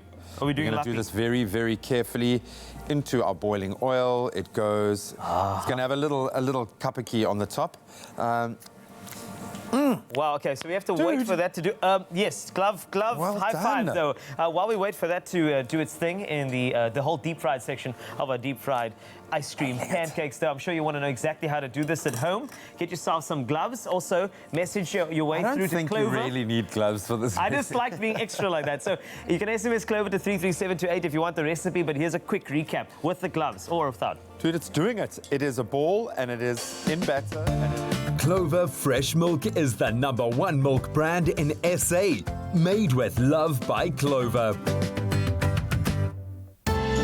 Have you ever tried to make your very own deep-fried ice cream at home? With a little help from Clover, it's easier than you might think. Crack 2 large eggs into 300 grams of self-raising flour, followed by a teaspoon of salt, 500 ml of Clover full cream fresh milk, and whisk together to make a batter and set aside. Next, combine 100 grams of crushed coconut biscuits with 40 grams of toasted desiccated coconut. Then coat a scoop of ice cream with the biscuit mix and cover in pancake batter.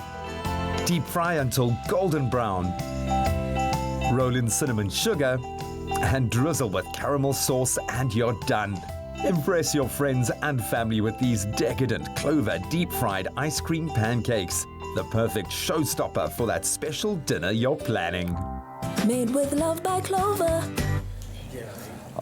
woohoo! Okay, dude, Yeah. can I just show you how awesome my deep fried ball is looking? Okay, it's looking good. It's looking sharp. Well done. It's looking amazing. Tubiso, do you want to maybe come in here and come through. taste some of our... Tato, you must We're gonna, come through, man. Tato, buddy, we're going to show you the last little finishing touch. We're going to kind of drain the But I just wanted to ball show you there. that I can actually make one of these. I just want to let What's you know. with the gloves? I have to prove. The thing is, I'm surgical. Good deep question. fried ice cream Grab pancakes. that plate there. That's Okay. You get one of those. Oh, okay. So Tabisi I get gets to one of taste those. these. All right, let's taste. Once it's come out of the batter, guys, you're going to roll it in a little bit of cinnamon. Is this some kind of sauce that I get to Because dip it's awesome. into? Yes, it's chocolate sauce. Okay, Go. chocolate sauce. You can just drink it, and then I can drink this whole chocolate do sauce. it, man. Just do it. Yes.